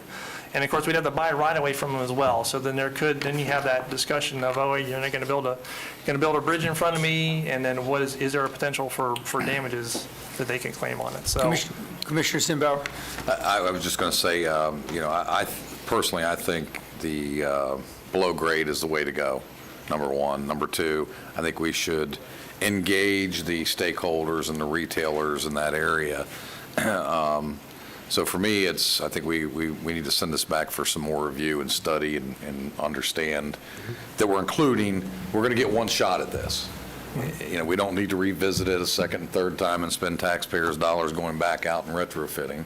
Let's try to spend the time and really look at it holistically for that whole area and incorporate all the stakeholders. So that's where I'm at. Commissioner Delory? I'm there with Zimbauer.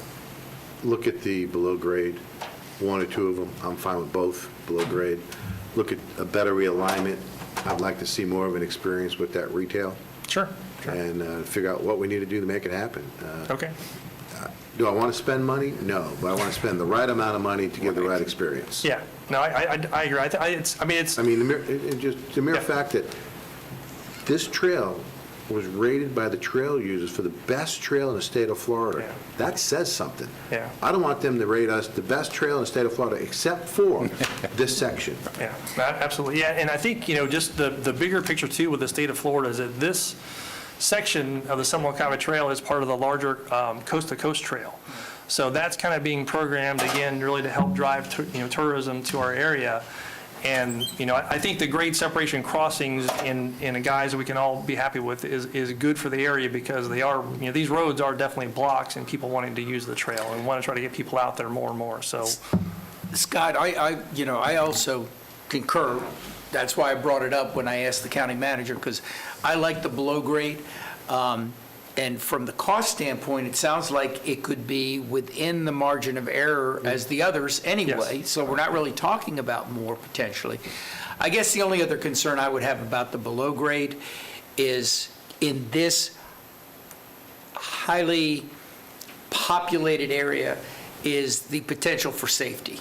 Well, sure, yeah. You have to design. That's the only other Yeah. thing that I think we need to take into consideration. Lighting, call boxes, whatever. All that, Yeah. all that. So right now, Montgomery on 434, not Montgomery, Douglas. Yeah, I think. you're the Mark- expert. Tell us about it. No, I mean, they close it, staff, I don't know which staff person does it, but someone in staff closes at sunset, sunrise, they go open. And that's all I'm saying. We And I'll need to tell you, just, one time, I was like, what's it open? It's still late. I mean, Yeah. and all of a sudden, I saw the guy show up, and he closed it. He was just running behind. that was the only thing I just wanted to discuss, is that, we do have to have some consideration. Staff's got of that under safety. control. Staff's got that under control. Yeah, when we designed the underpass, that was one of the things we got with staff on, and we put up the gates to make sure that, again, for the safety and security, they could be locked up and there would be no bad things happening after the trail is closed. Make them wide enough. Yeah. Commissioner Yeah, and Lockhart, that did one you was- have anything? Yes, please. Commissioner Lockhart. Yeah, I just wanted to hear what Mr. Durr had to say in terms of staff recommendation. Mr. Durr, you're up, sir. Great, can you hear me? Yes. All right, for the record, Rick Durr, Leisure Services Director for Seminole County. First, I really appreciate the work that our engineering staff and that Horizon's done on this project. We were looking at really more from a leisure services standpoint, more so the experience and being able to make sure that if we're going to invest in this, like one of the comments that were said, we don't want to have to go back and retrofit anything. We want to make sure we get it right the first time. And obviously, the big thing that we're looking at from a staff and user standpoint is really maximizing the experience. So we hear constantly from folks in the community about the things they like and the things they don't like, and we try to take that into account. So that's really how we arrived at and taking a look at the different alternatives. The PPAC did the exact same thing. They went through their exercise as well. As Commissioner Zimbauer had said, we've got a lot of really activated folks on that group who really went through this with a fine-tooth comb to make sure that they were making the right and correct recommendation based on this information. So that's really where those recommendations came from. So just to Commissioner. follow up, what would staff's thoughts be on the below grade or underground? We'd be fine with that.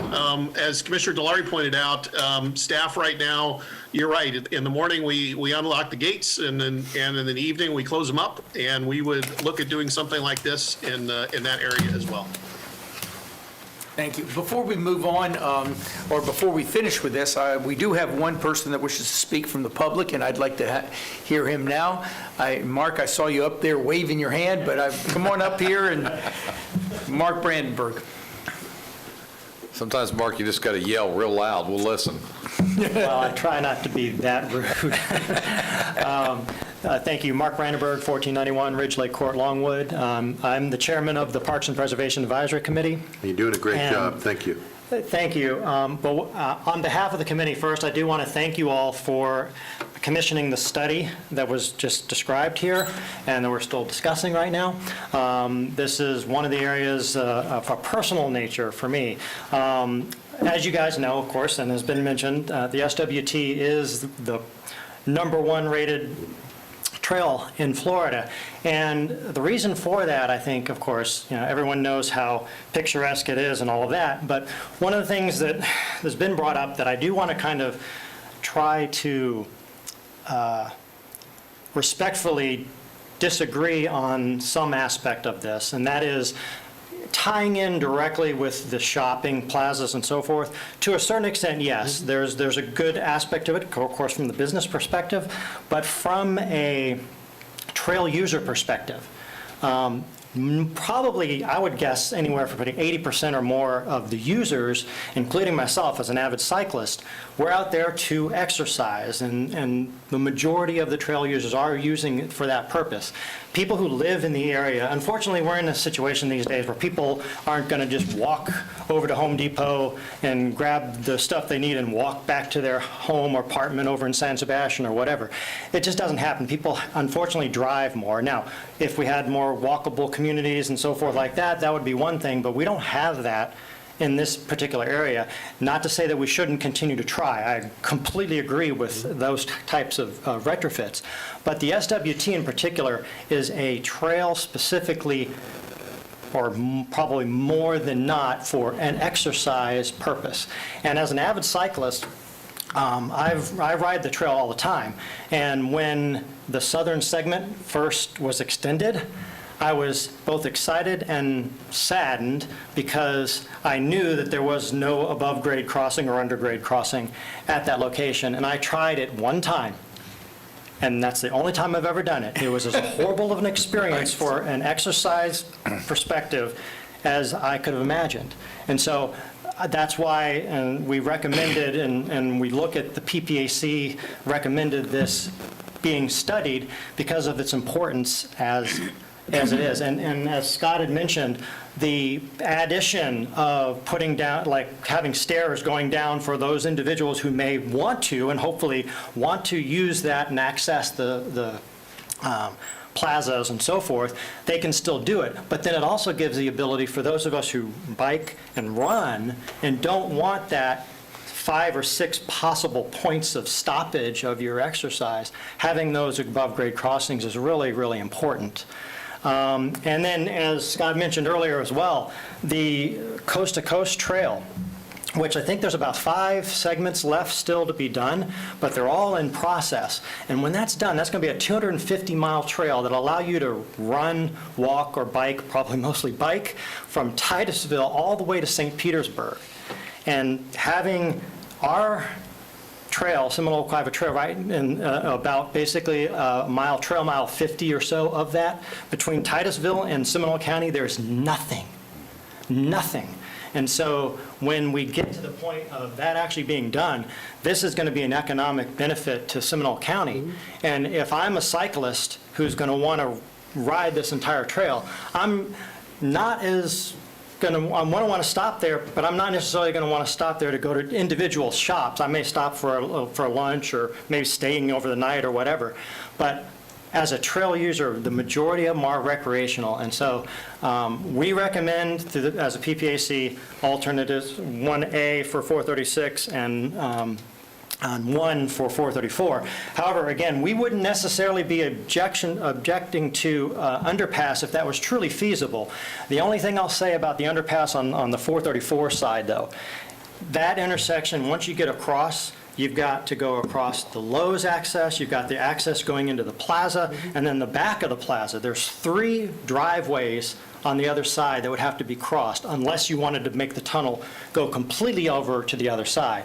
Now, that's perfectly fine, but that's basically some of the main concerns that we have from a trail user experience. So again, I would hope that you guys will continue to have them either develop these alternatives and further develop them so that we can move on to the next step of actually getting the design and permitting going for these 2 major and very important bridge projects or underpass projects. Thank you. Thank you, Mark, Thank you, very Mark. much. Any questions of Mark? No, I'd just follow up and say, from my days as a member of the PPAC, this has been on the radar of PPAC for 5 years at least. This has always been one of the missing links.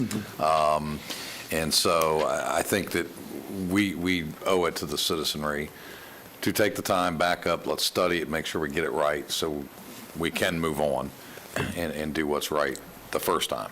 Go from Titusville to St. Petersburg, there better be a hotel in somewhere around. And I can't, Ain't gonna make the whole way. and I can't do it on my horse. Hey, Scott, I'll tell you that I've done cycling quite a bit. I'm more of a long-distance walker, and I look forward to the day that we can go from the Atlantic to the Gulf Coast on foot. That'd be great. And I see Just that. the last minute, just to say, to go back and look at it, I would like to, this has been, as you mentioned, Commissioner Zimbauer, we've been looking at this for 5 or 6 years more heavily, but it's been on the radar since when I first started on the PPAC over 10 years ago. Right.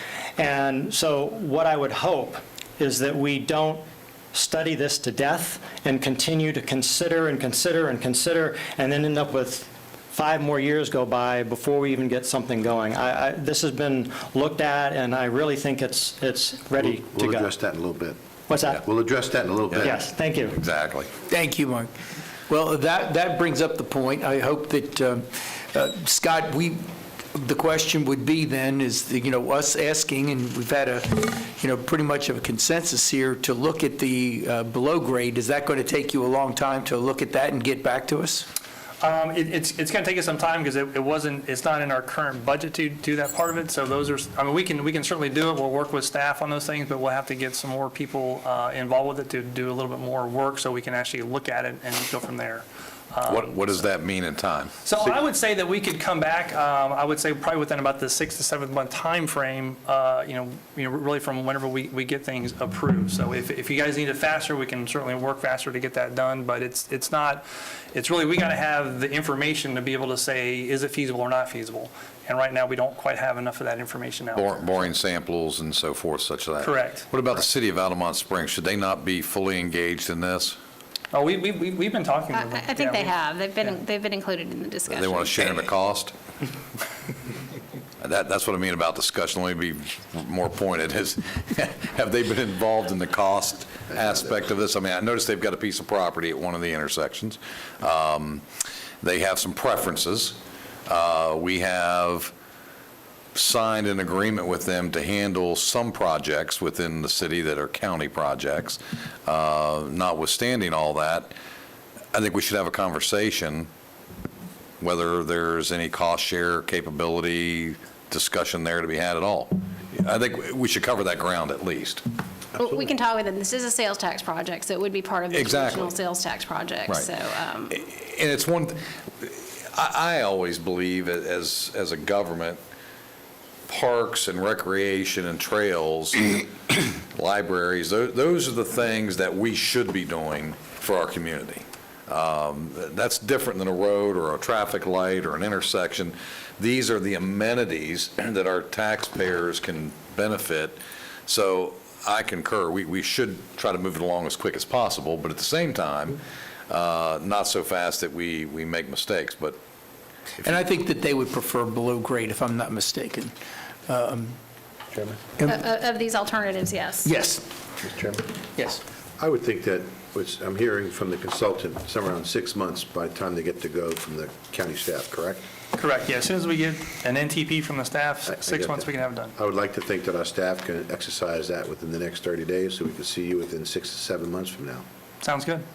That's just my opinion. one other point, I heard earlier in the conversation, I want to make sure, there was a statement said you had not engaged all the property owners on the 436. It was we hadn't engaged any property owners because we wanted to, make sure we got feedback really from you as to the direction of the project before we, highlight someone and say, hey, we might have a project and it might impact you, it might not. We don't want to get people Sure. upset when it's not their parcel. So it sounds like to me, sounds like the consensus is, we want to look at an underground alternative? Is that fair? On that. And that being said, if we engage City of Altamont, would this not be the time to start talking to some of those property owners We can certainly do that. that may be impacted or affected? Yeah.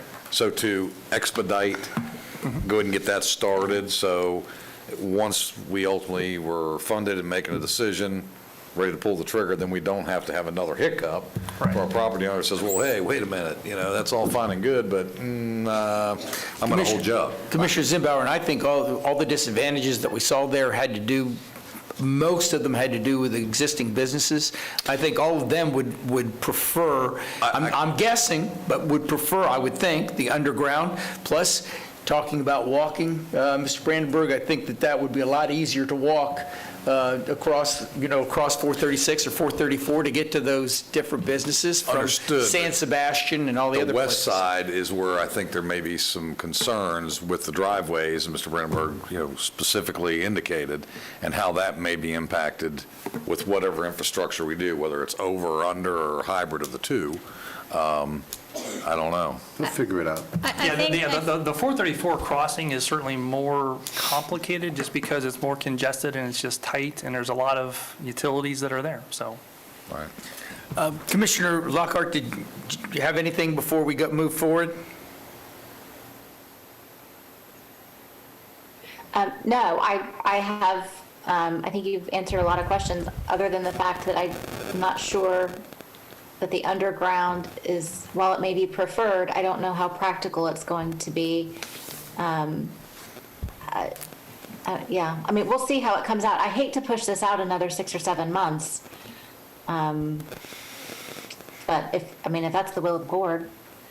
Yeah, well, I will say, again, like there already are 2 underpasses on the Seminole Cabot Trail at 434 and at Lake Mary Boulevard. So it works. Yeah. Yeah, I know, I've been in them. I know they, I know they work. I mean, it just sounds like what the PPAC representative, what I heard Mr. Brandenburg say, and I don't know, maybe I misunderstood him, is they would only prefer the underground if it goes to a great length to take them back beyond where a lot of the congestion is. And that to me doesn't sound terribly feasible. So that's where I'm getting while we may be getting close to what they want, we may not be hitting the mark in that area. Unless I misunderstood. As I said, we're going to only have one shot at this. I think that Commissioner Zimbauer said that, and I think we should get it right. So let's look at all the alternatives, and, so I understand what you're saying, Commissioner Lockhart, but I think that even the PPAC would prefer that we get it right the first time. And just for the record, we make sure PPAC is constantly engaged in the process. I want to make sure that they're constantly engaged in the process. I know they are. Yes. Because they're not shy. But really, we have to rely upon them as another set of eyes and ears of users to give us feedback. So I want to make sure that they're fully involved through the steps, the process. Yeah. Before we move on, do we have anybody in the Zoom audience out there that wishes to speak on this? I don't see any hands. Mr. Clint? No, sir. Thank you very much. Okay. We have one here. Get one over here. Oh, well, that was then. I wasn't going to finish the whole thing. Commissioner Herr. I might have to pull out those rules of contact. I just want to make sure I understand what we just said we're going to do. Are we looking at underground for both or one? Both. Both? And is the consideration that both would be the same? So if the extension that's required in order to make it contiguous and not have you land in a driveway, one could be one and one could be another. I just want to Sure. confirm. That would be my, That's the way I see it. Okay, so the only thing we're sending back to do is then to look at underground, and that when they come back with underground and it doesn't work for one of them, because I just don't want you 3 years out from now, then one of the 2 that's in this binder is okay. I believe that. Possible or yes? I think what we've, no. Because if not, we need to keep talking. So, no, I think the reality is, we've seen multiple renditions of possible going over and at grade. Now we're going to see an under. I don't know, other than some other hybrid that gets us to where we need to be. I think we would. We talked about relocating it entirely. And so I could see us coming back here with just the under, and then we didn't do that. So my we just point need to is- be real clear, because you're about to come back to us with how much it's going to cost for the next configuration, and we only want to come back once to accommodate. Let's get it done. I mean, I can see it doing, looking at both, simultaneously, but also looking at, do we move the trail a little bit to the right, a little bit to the left? That's what I'm asking. And that may have to happen to go underground anyway. That's all. But at the end of the day, when they're done, looking at a little bit to the left, a little bit to the right, or east and west, however you want to look at it, under, we have the overs, we're going to be making a decision at that point. So I just want to make sure we're clear for Commissioner Herr and the rest of us. I want to make sure the consultant has heard and digested everything that's been said here, not only from us, but as well as the public, PPAC, is those considerations be given, whether it's moved right, moved left, and going underground. Is that a fair analogy, what I think we want? So 436, this is what I heard, and this is what we'll be reviewing from a scope standpoint. 436, underground, keep the underground option on the table. Correct. 434, take another look at the underground and also see if there's a way to wiggle or waggle the above grade to somehow integrate it with the shopping center. That's correct. And then also start talking to property owners. But you also said 436. Well, I think you're going to have You wanted to to. move that a little bit south, didn't And you say that? if that makes sense. For I mean, it's the, up- for the above grade? For below grade. For below grade or upgrade? Either, just, they're the consultants. They need to tell us, does it make sense? I don't want them to just be focused on their little corridor. Right. Does it make sense to move it to the east or the west to make sure what we're doing is the right thing? Sure. That's where we rely on the consultants. And agreed, I think we're clear that we only want to do this one time. So I agree.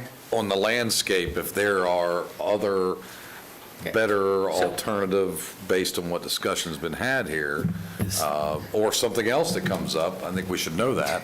Since the next time we get this, it's going to be discussions that have happened between the consultant and the county manager. I want to make sure that the county manager feels comfortable in what direction we've asked for them to look at. If what I just stated to you were on point, I feel comfortable. It's a lot of Along work. with the It's a lot of addition work that we for just 6 did. months, but we'll, That's what his number was. That's- He said 6 months, I did. Yeah, I did. After we get authorization.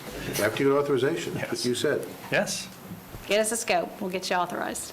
And then I would add one more thing, and that is that when you start doing borings, if you figure out that it's not feasible to do underground, that we don't wait the whole 6 months. Absolutely. Of course. Absolutely. Yeah. If the bottom falls out halfway through, God forbid, stop. Yeah, absolutely. Everybody good? One more thing, sorry. Please engage the city of Altamont Springs to see if they want to be a partner in this project as part of the 1 cent sales tax. I think we need to have conversation with the parcel of property they have out on the tip, whether that is some asset that could be utilized for the trail as this is going through. If that's supportable by my fellow commissioners. Conversation is always good with your partners. All right, thank you very much. Thank you for your time. Thank you. Thank you. Thank you. By the way, good job, even though we didn't accept it. Thanks, Mark. Mr. Chairman, could we take a 5 or 10? Another 5-minute break. I Yes. got to check a couple emails in my office. Some citizens are weighing in.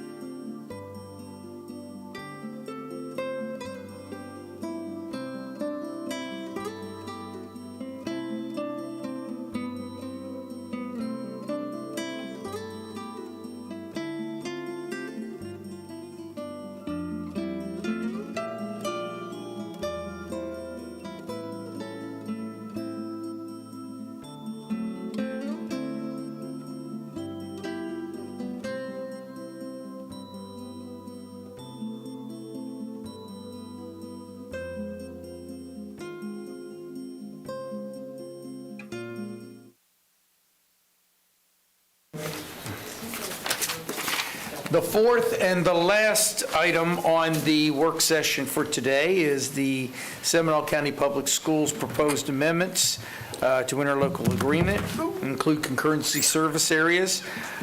Joseph Rinaldi of the Seminole County Public Schools Executive Director of Operations will be presenting on item 4, and part of that will be the proposed amendments to the interlocal agreement. Joe, it's good to see you today. Same here. Thank you for being here, and we're all ears. Okay, first of all, I'd like to thank you all for inviting us here today to go through the interlocal agreement, to give you a...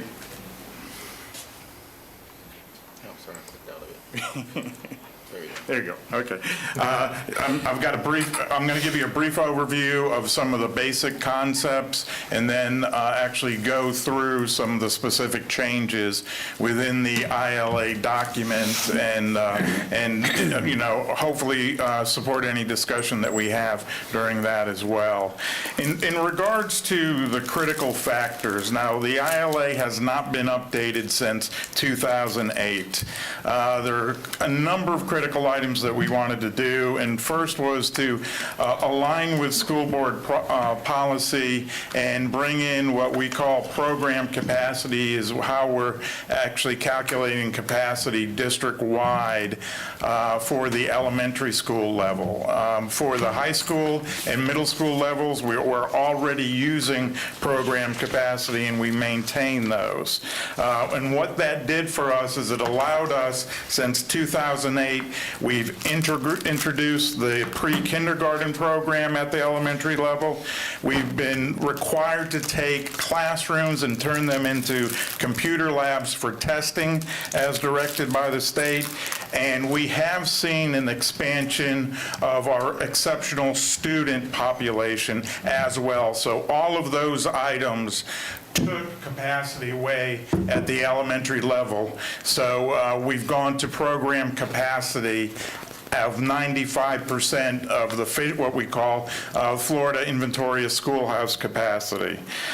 We've also reduced the size of the concurrency service areas, or the CSAs. At the elementary school presently, our areas range from 3 to 6 campuses. What we're proposing is that 2 campuses make up a CSA at this point. What that does is it centralizes the impact, is when a developer comes in, rather than having access to the entire district, it focuses the actual impact of what that development is upon the capacity within the select schools where they're most likely to be zoned to. At the middle school, right now, middle school level, we typically have 3 to 4 middle schools in the CSA. We've brought it to a single school, and at the high school level, the exact same way. So geographically, we've compressed the CSA, but we have a number of additional CSAs in the process. Basic things we did from a methodology standpoint is we recognized de minimis impact, so anything at the single-family level that's 4 units or less, they do not go through concurrency anymore. So we get away from lot splits and get away from the small developments. Multifamily, 8 units and less, so we don't go through, they don't go through the concurrency process as a result of that. In addition, we've modified how we actually do the reservations for a developer as they come in, rather than them getting a reservation and submitting their documents and then they're kind of in limbo until they get final site plan approval. When we approve what we call the school capacity letter of determination, they have capacity at that point. We've also clarified the time frame. Our concern was that we had a lot of reserve capacity out there with projects that were not moving forward. So we worked extensively with the PTAC to identify the best timeframes in order to hold that reserve capacity before we take it back because the actual development is not moving forward.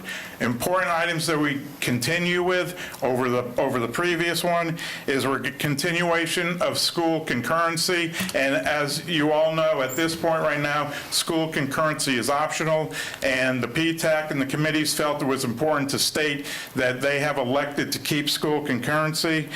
Continuous CSA, contiguous capacity. So if a CSA is ever exhausted of capacity, then they're able to grab capacity or use capacity from the contiguous CSAs.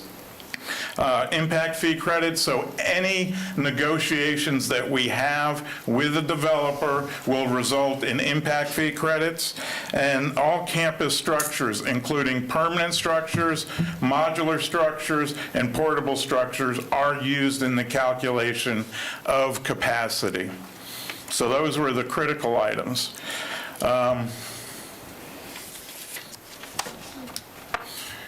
Taking a look at, just to give you a brief overview, this is both a 5-year projection and where we've been for the past 8 years. As you can see, the gold bar in the middle is where we stand today. We did experience this school year a reduction of about 2,400 students. We can track most of that reduction down as we saw what we call a kindergarten holdback, where people elected not to send their kindergartners to school, and we know that that resulted in a reduction of about 400 students. In addition to that, a magnet school opened up within the district as well, which resulted in another 600 students as well. But what we're looking projection-wise is we're looking at next year, we're estimating about 1,200 additional students, and then 5 years out, we're recognizing an additional 800 students. The red line is what DOE is giving us for our projections. Now, that is based on only childbirth, where it does not take into consideration the developments. And the top line is that program capacity number. So as you see at this point right now, we do have adequate program capacity as we move forward for the next 5 years. Wow, didn't think we did. Wanted to present to you the charts of taking a look at how the new CSAs will impact capacity, and I'll go left to right. First of all, the CSA identifies the concurrency service area that the schools are in. Category B is the actual schools. Category C is that program capacity number, so that's the number of student stations that we have on campus. Category D is the actual enrollment that we have for the 2021 school year. Column E is the reserve capacity, so those are the scald reservations which we have in place at the present time, and I have updated these through the first of the year to make sure that we're accurate. Then we look in F, we've got first remaining capacity. If we look at Goldsboro first, you can see that they've got 205 student stations, which gives them capacity of about 20% remaining. The next column, G, is when we take a look at that CSA and all of the contiguous CSAs to it, as you can see, we've got a significant amount of capacity when we calculate it in that manner. And then I took that available numbers for the CSAs and the contiguous CSAs, used our student generation and tried to figure out exactly how many single-family units could be created by that. And as you can see with Geneva and Walker, it's an additional 2,800 actual single-family homes that could be created or could come from a developer. And then the final identifies all of the contiguous CSAs. So you can look E4, which is Evans and Rainbow. that actual CSA is in the red by about 69 students, by about 4%. But then if you go over to column G, you can see that there's 561 additional student stations that they would be able to use from their contiguous CSAs. So they've got a number of ways in which we could approve developers through the process. At the elementary level, we had both Evans and Rainbow and Longwood and Woodlands that were in the red, but they both had adequate capacity when we look at the contiguous CSAs. The next map is an actual map of those elementary CSAs, and you can see the red is where we are over 100% capacity. The orange is where we're between 95 and 100%. Yellow between 90 and 95, and green is we're under 90% capacity. So you can see where the red CSAs are. We do have green surrounding them, so they're able to take advantage of that additional capacity within those green, yellow, and orange CSAs as well. Same scenario for the middle schools. At this point, Millwee Middle School, that's one of our magnet schools, is the only one that's in the red. But when we look at actual capacity from the contiguous CSAs, they have 627 available units that could actually bring in 6,600 additional single-family units. So that's taking a look at it at the middle school. As you can see graphically as well, all around our red is green where we can draw capacity. We are in the Oviedo area with Childs and Jackson Heights. We're watching them very closely.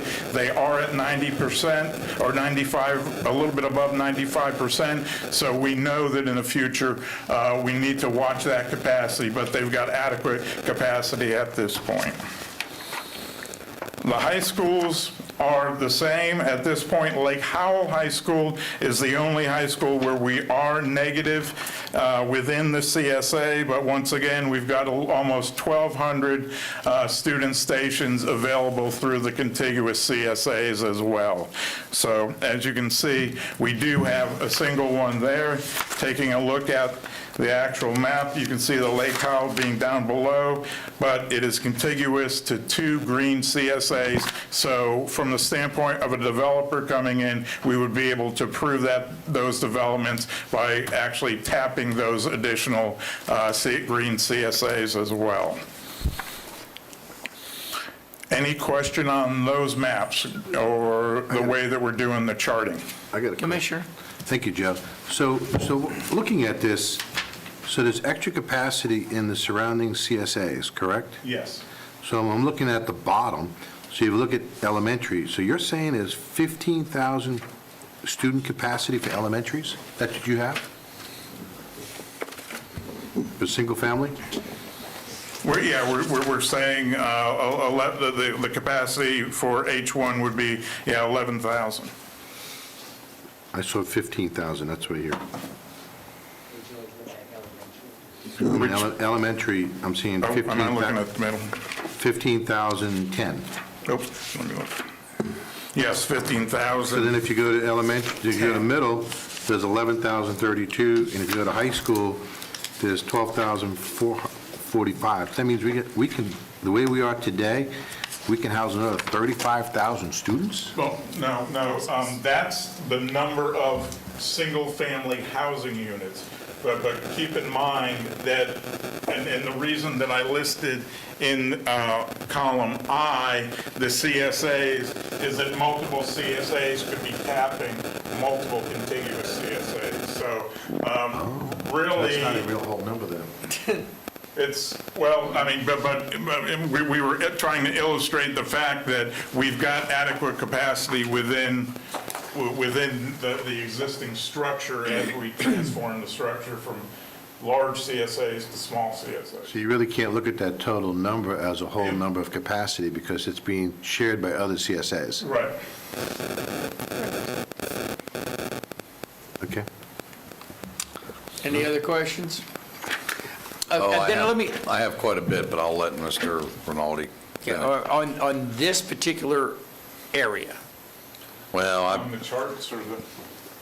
no, I'll reserve mine till. Okay, well, Commissioner Lockhart, going to move on? Yeah, I think it's a little misleading at the beginning. I heard Commissioner Delara go, wow, I didn't know we had all that capacity. That is county-wide. That would assume that a child from Altamont Springs and Wekiva would be bused to Geneva. Sure, there's capacity there.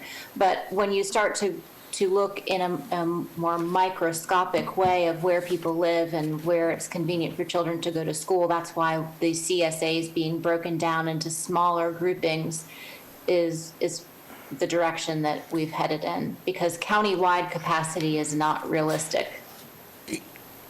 No, but the countywide capacity is high.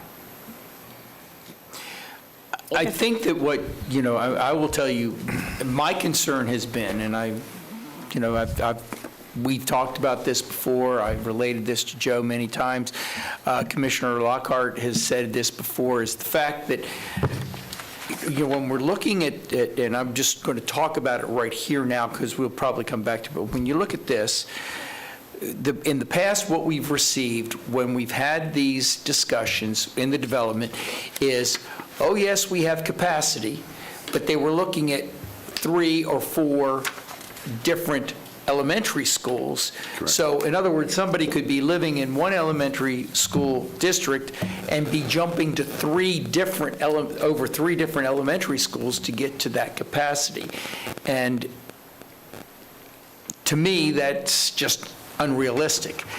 What you're saying today, Joe, I hope, is that we are reducing that so that when we're looking at this, we're getting a much truer vision of the circumstances. In other words, from when you first talked about it, in elementary, you're only looking at the next elementary school over, not 3 or 4. Is that correct? No.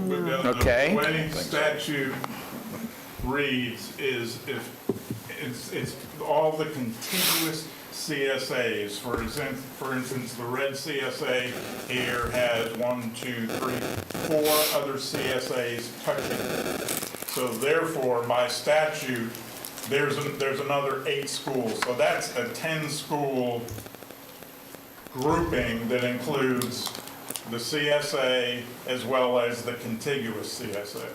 And in the past, we had at the high school, at the middle school level, we had one CSA that had 100% of the county. So it was all the schools in the county. If a developer came in to that CSA, that they could draw capacity countywide. Here, and please just let me go. Here's the disconnect that concerns me. And I hear you that it's state statute, okay? So in your eyes, you're doing the very best you can to follow the state statute. But I think the number one reason many families move to Seminole County is the school district. And congratulations, we all recognize that. So they get here and they buy a home, and instead of going to the elementary school down the street, they're having to jump to 2 or 3 elementary schools. And I personally would be very disappointed in that, and I think a lot of the citizens are. But when we're looking at from the study that you present to us, it's always, oh yes, we have capacity. Now I'll take another step, and when I was on the Appropriations Committee in the Senate and Chairman of Education, I never heard anything but, hey, we don't have enough capacity, and I'm talking about all 67 counties, and every one of them were upset because they didn't have enough construction money, and we didn't give them enough money, and and all the way down the line. So there's quite a disconnect. I think you need to move into the bubble, I'm sorry, but the goldfish bowl, if you will. But there's quite a disconnect, from not only what we hear, but also from the citizens' viewpoint when we get those studies on development. And am I saying anything that anybody else has not had a concern about? I think that Commissioner Lockhart, you had the same concern in the past, too. Well, yes, Commissioner Herr has something she wants to chime in on. Yes, I'm but going to get to her next. Okay. Commissioner Herr? So I would point out that the slide, page 6, is a pretty clear indication from a mom's perspective of the reality. And that is that where we leaped to was the contiguous CSA of 15,000, which is related to I, which means that in some of those instances, there's 6 or 7 different schools that you could pop an elementary kid to, which you're not going to do. You're not putting your elementary kid on a bus. You just aren't going to want to do that. You may be forced to do that. But when you look at F. Yeah, F, you can see where we are, and we're close in a lot of them. So, you know, when the numbers are right there. I think it's very helpful information, but we can't let the general public think that there's 15,000 capacity, because that's not. And it's the reason I was asking the question. That's not that column. Joe, could you please explain again what column H1 is showing? Yep.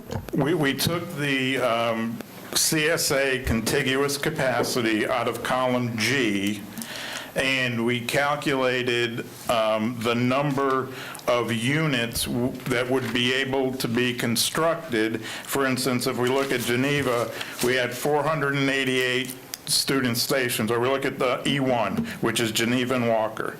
We had 488 student stations available. So using the generation rate that we've developed, how many single-family houses could be constructed within that number, in order for that 488 before we exhausted it, before both the CSA and all contiguous CSAs became red. So that, thank you, Joe. So that's not a how many children can we fit in a seat. That's how many houses can we build. Right. So the school district was trying to put a number for local governments of, okay, so and when the developer comes to you and says, well, how many more houses can I build based on the capacity that's left, that's the number. It's not how many seats are available for kids. Chairman, can I ask a question? Yes, Commissioner, County Manager. Joe, on when you calculated the number of single-family units, so let's look at E2. Okay. So under column G, you say CSA and contiguous CSA capacity remaining is 643, and that's got E1, E3, E4, and E7. Right. So the 643, is that the capacity at all of those? Yes, it is. And that capacity translates to 3,700 units. Yes. So the next line down, you've got E1, E2, and E4, and you've got 488 capacity. You've got capacity for 488 students, which translates to 2,870. Right. So have you counted those student stations twice? Yes. And then So that's that 15,000, it's not 15,000 right. units. And that over number again. should not be totaled. I apologize for Okay. totaling that number. It sometimes carried it across, but you're right. So we were focusing on the service area and the contiguous and how many units could be built within that grouping. So if you've got, so in column F, I just want to make sure I understand this. Column F is the remaining CSA capacity, so you've got 2,552 student stations. Is that correct total? Yes. In all of the CSAs? That's all, yes. That's all the CSAs. Right. So how many units would that translate to? Because that really tells us how many countywide single-family units are available. I think is it 15,000? Is that the 15,000? That may be the 15,000, Okay. yeah. All right. Maybe or is? If I had my. Yeah, it's got to be, because if you just add the last 3 columns. I mean, yeah, Richard can run that real quick. It's not the same ratio. So I don't understand the math, because I'm looking at 3784 is the units. So if you divide that by,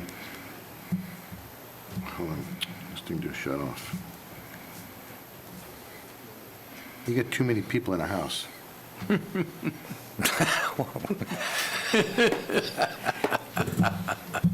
Well, it depends on what size the house is. 384 487 square feet.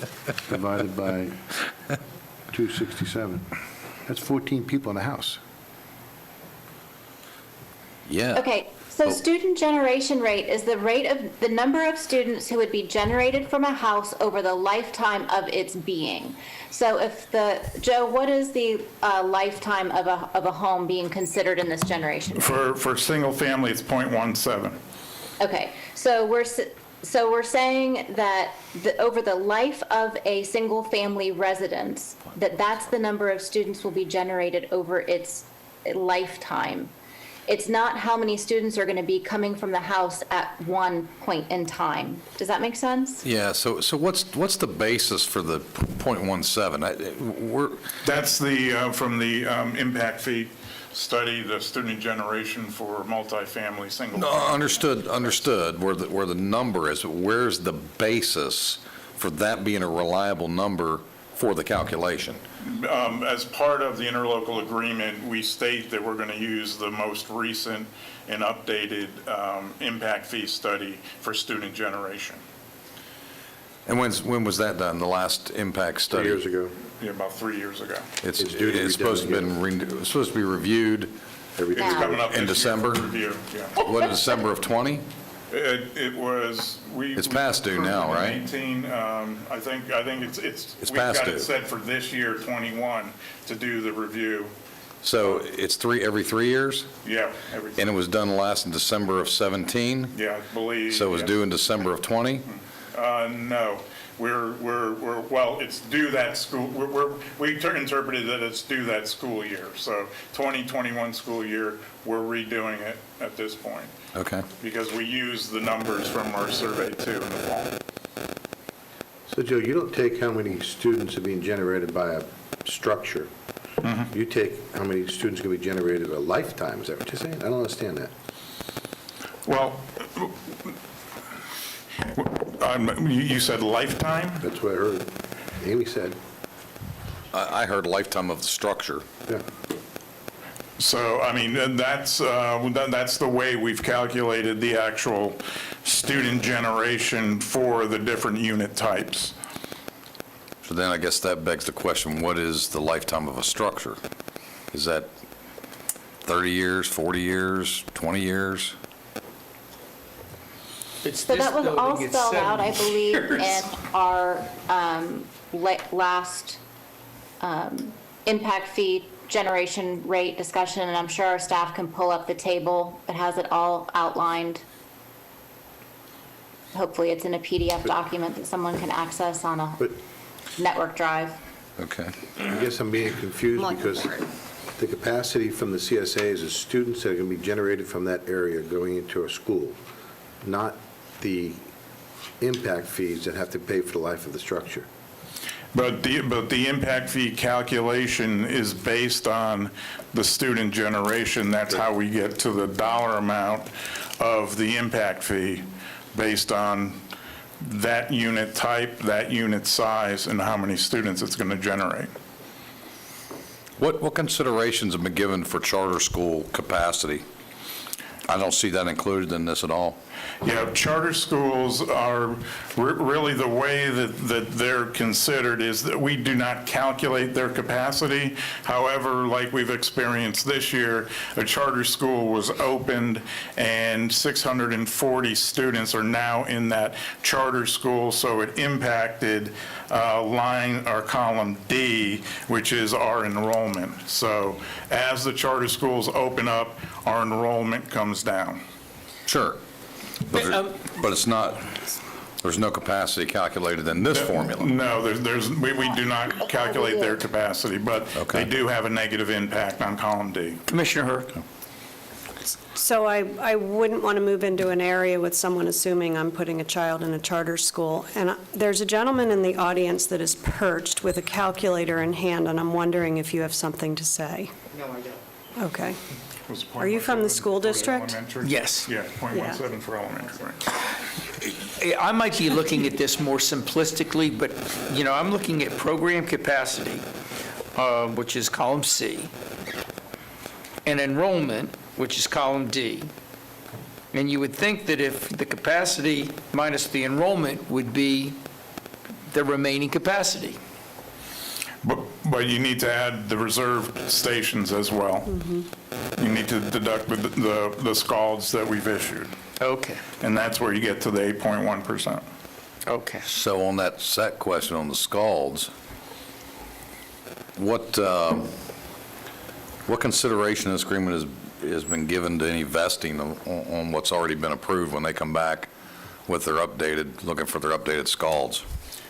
Well, there are no updated scalds. Those are all the scalds that have been approved to date by the school board as part of their site plan development process.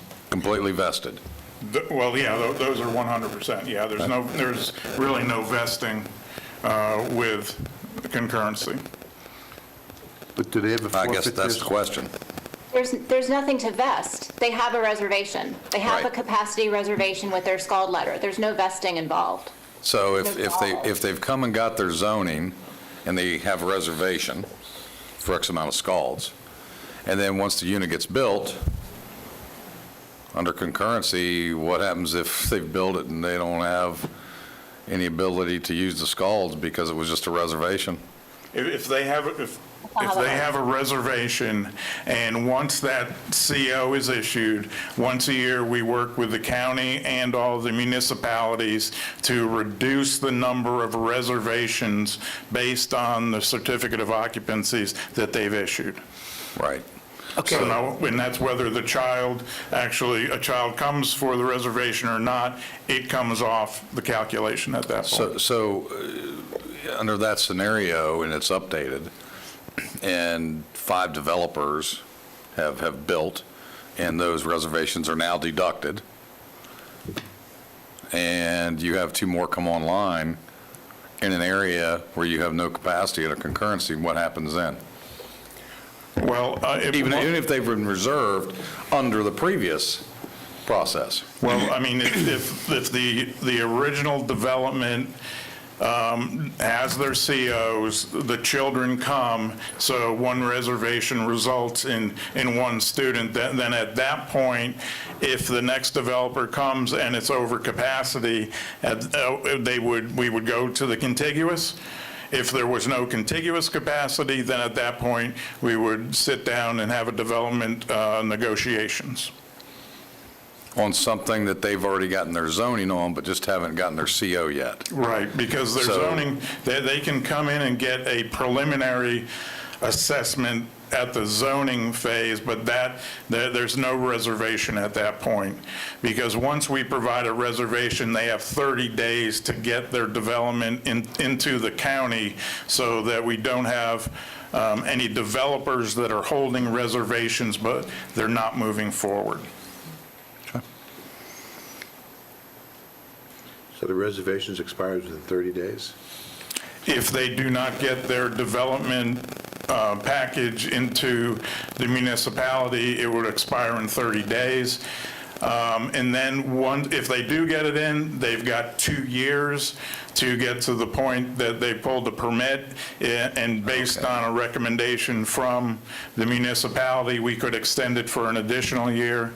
And then after that, once they have their permit, they have 4 years to complete construction, and then we could extend that for an additional year based on the recommendation from the municipality. So overall, if they extended all of it, it would take, they've got 8 years to do the complete project, which is a change from the past. I want to make sure I understand.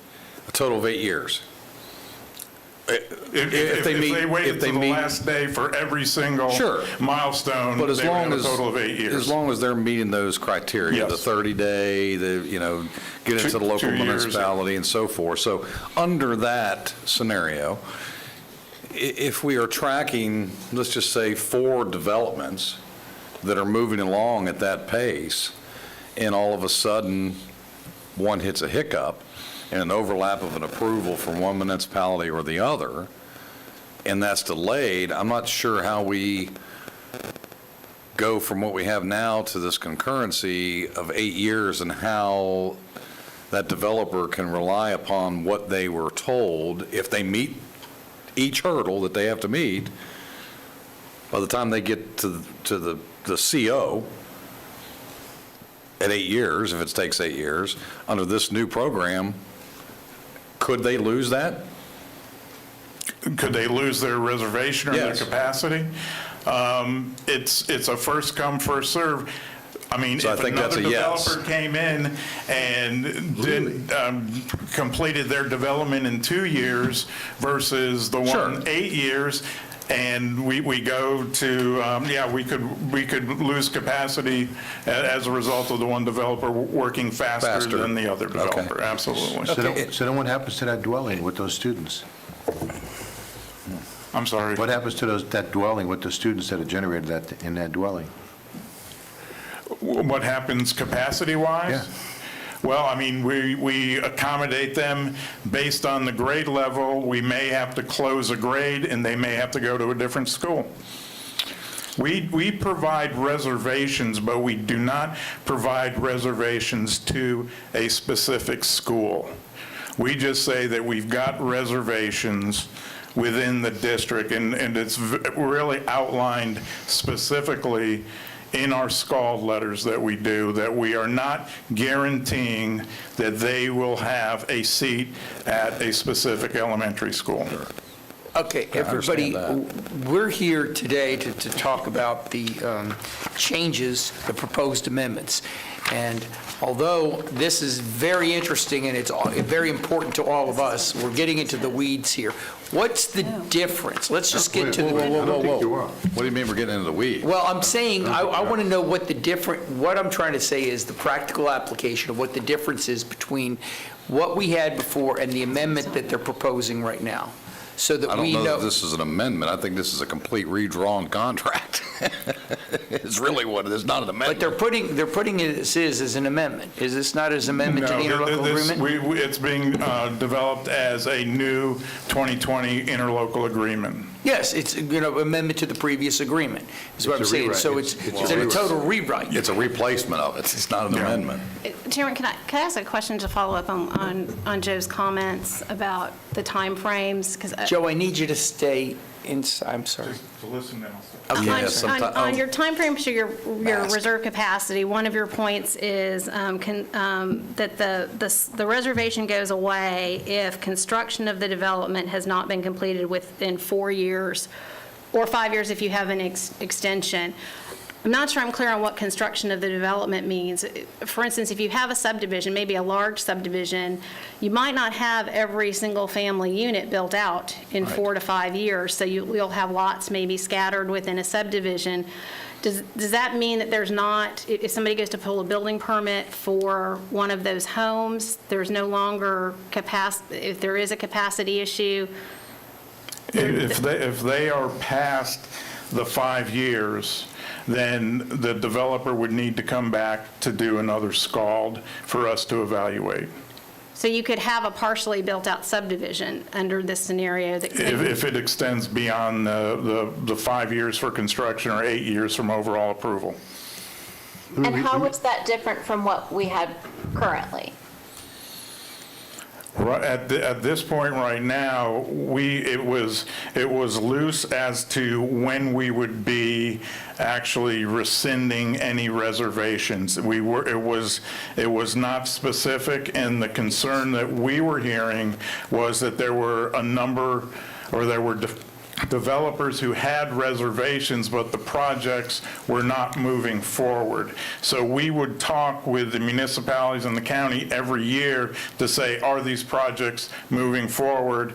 And we'd get a yes or a no, and if the answer was yes, then we would not take any action on those reservations. We felt we needed to formalize that process, and we spent close to 4 hours with PTAC to come up with a process and a definition, because if you would notice, it's also vertical construction, with residential units. So in other words, starting construction does not mean doing the sites, doing the roadways, does not mean construction of the pool house if it's multifamily. It needs to be a unit that holds residential units, or a building that holds residential units.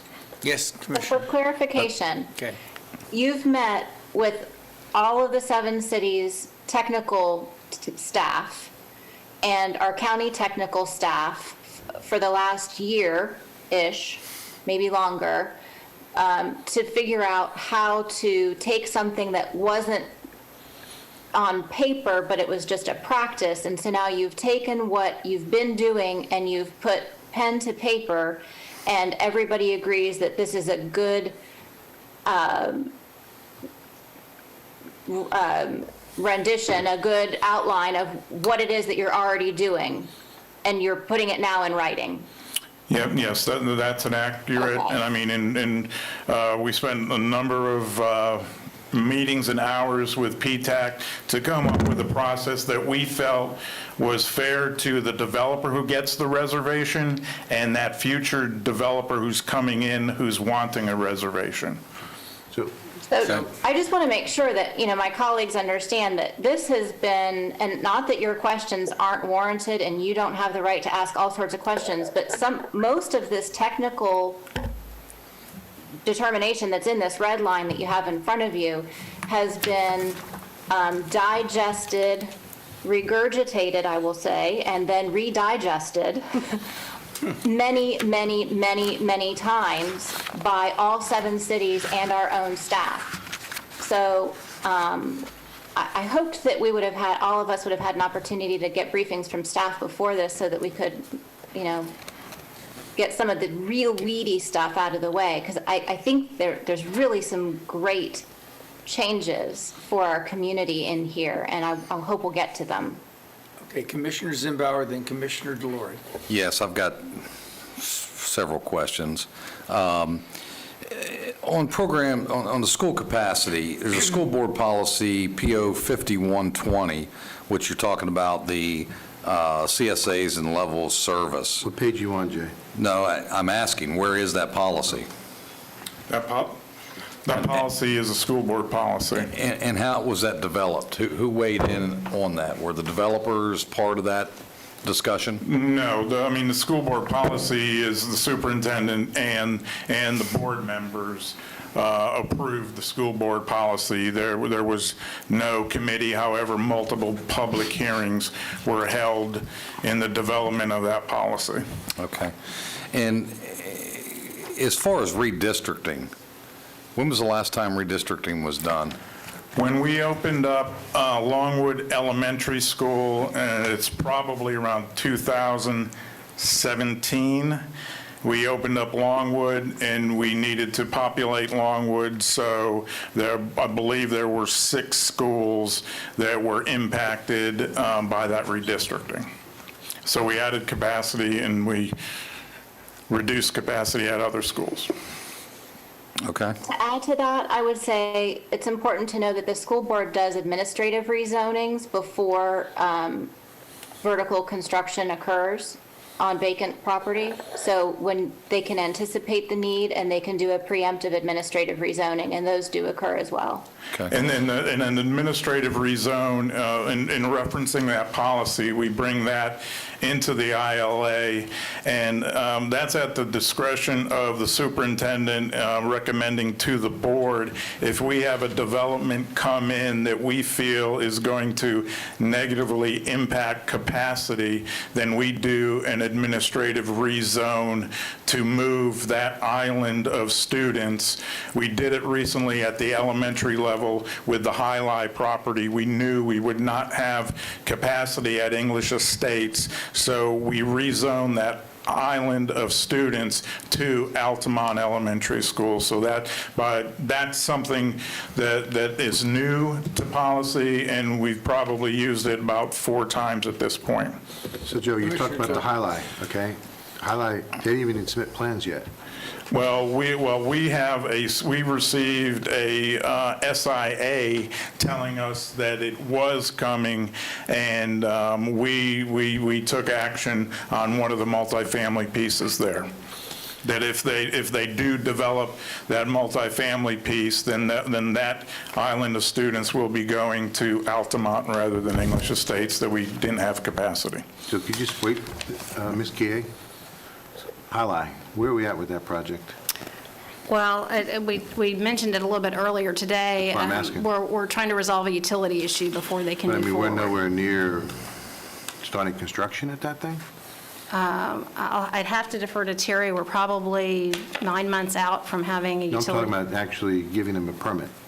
Well, I mean, they can't, they've submitted plans, but they're actually waiting on us because we can't, until we have utility service available to them, they can't pull permits. Got it. In your discussion, Joe, one of the things that you said is that you reserve capacity, and then there might be, as the county manager said, there might be some individual lots still out there when they potentially lose the capacity that they had, or the capacity that they had reserved. Just so I understand, does that mean that, let's say that after they've lost that reservation, that a home is built in that neighborhood, is there a potential that the children in that home would go to a different school than everybody else in that neighborhood? If we do not have capacity in the school in which they're zoned to, yes, there is the potential for that. Okay. But that happens now, even in existing neighborhoods where there's turnover. So you can have an old established neighborhood and someone, moves in with a new family, and the local elementary school, if they have a fourth grader and the fourth grade's full, that fourth grader has to go to another school in another area. So that's not unique to new development. That happens now, and it happens every year.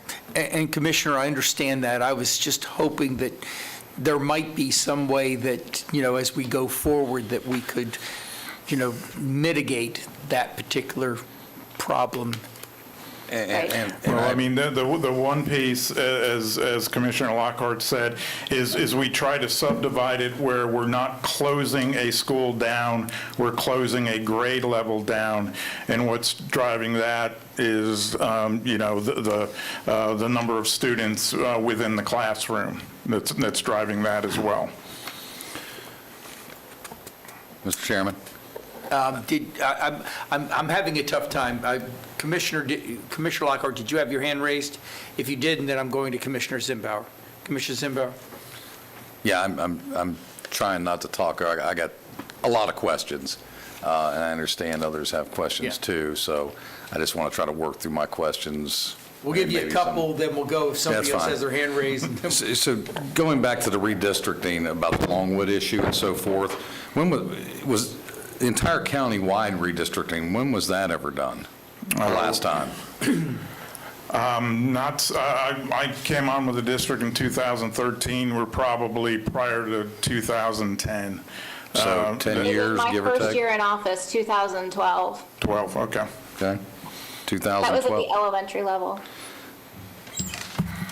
I'm trying to follow who's talking. I guess it's That was Commissioner Commissioner Lockhart. Lockhart. Okay. On section 5.3, The agreements now? and you've got a question, why was the threshold raised from 5% to 15%? Well, with a standard elementary school being in the 700 range, that would actually be, if we kept it at 5%, it'd be moving a portable in. And we started to talk a little bit about the minimus, and so we felt that, if we're adding 3 or 4 classrooms, that's going to be a classroom addition, and that's when we work with the municipalities, let them know, and notify the group as to what's going on in regards to capacity. But at the 5%, it could be just a portable coming on. So it was written in such fashion to avoid bringing a portable, is that? No, I mean, it was kind of de minimis. We would bring it forward if we were truly doing a classroom addition where we were adding meaningful capacity.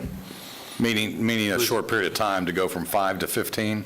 No, if we go to 15, typically, that's going to be a classroom addition. Okay. So we would be adding 4 classrooms, as opposed to if we're bringing a portable classroom on for maybe some temporary accommodations. Commissioner Delory, do you Okay. have something? Yeah, I'll get back to you. I'm not really sure if I understand that, but I have another, can you repeat that?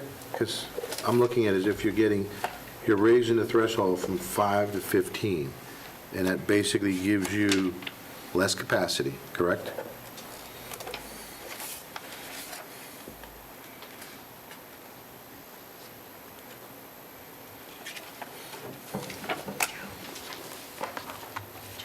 Commissioner This is a Zimbardo, I'll get notification back to you. clause, guys. I'm sorry? It's a notification clause. Is it? PTAC I can shall try to answer, notify. or It's not what Go it's, ahead, school Rebecca. site section Sure. remodeling and school 5.3. I closure. mean, Ms. Hammond. So for the record, Rebecca Hammock, Development Services Director. So that particular section is stating that when there is, right now it says when there is an increase or renovation or remodeling that happens, that can increase capacity by 5%. The Or school district decrease. is supposed to notify PTAC of that capacity increase. So what this provision or what this amendment is recommending or proposing is to change that to 15%, so the school district doesn't have to notify PTAC that additional capacity is being added until they hit that 15% threshold instead of the 5% threshold. Because they're saying that 5%, it really wouldn't make a significant difference. So it's really not beneficial to go through that process of working with PTAC and doing that notification until they hit the 15% threshold. So that everybody understands, let's just right here, because there might be somebody out there that says, what is PTAC?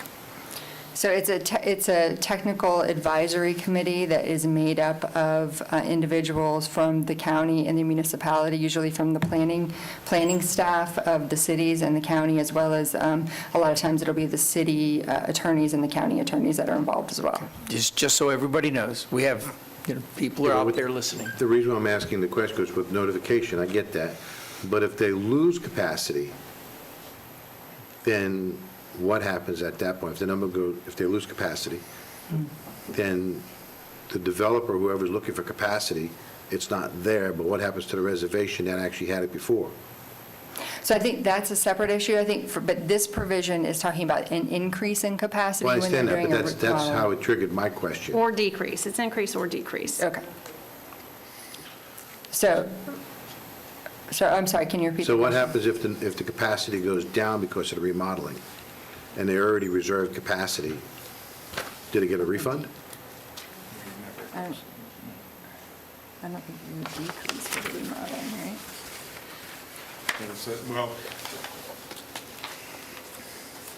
Well, once again, it says an increase or decrease. So if we were to demolish a classroom wing and it would reduce capacity beyond that 15%, then we would notify PTAC and coordinate with PTAC.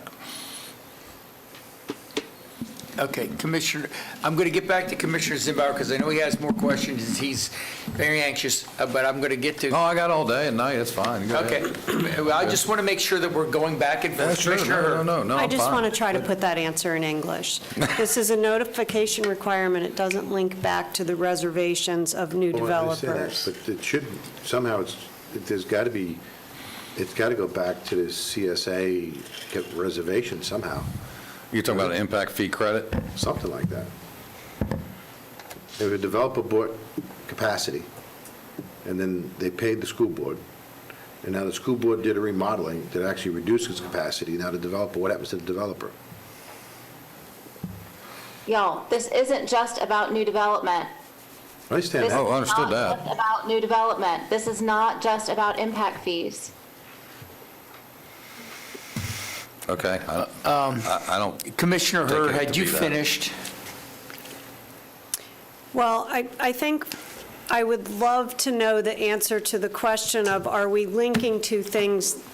This is one small clause in a very long contract, 37 pages. This is one small clause about notification. I think we're relating to things that possibly contractually are linked somewhere else, but not here. So mean, I if was it- just if- trying to move us along from If this it's linked clause. somewhere else, that's great. I'd And like to know I where. think the And- issue and is. my that- question was, why was it changed?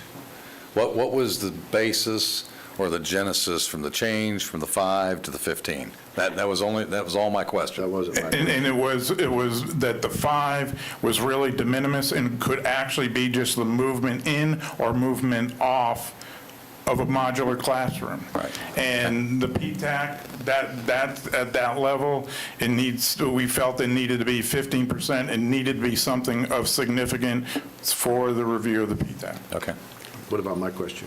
that's something different. but- If the developer pays for capacity, then we're obligated to put that capacity project into the 5-year capital improvement plan and to construct that capacity with those dollars. Even if he didn't pay, if you said he has capacity, so he has a SCAL that his residence that he's building has capacity, now you just took that away, now what happens? Well, he still has that capacity because the SCALD isn't to a specific school. It says we have it district-wide. But we're changing not to district-wide to CSAs. But you have, when you receive reserved capacity, it's within your CSA, so it's not a specific school. It's within those 2 schools if it's at the elementary. And if we do not have capacity at those two schools, then say there's another 4 schools that touch that CSAs, there's capacity within that 8 schools, then they're whole, where they've got capacity. So you're not CSA specific on any of this?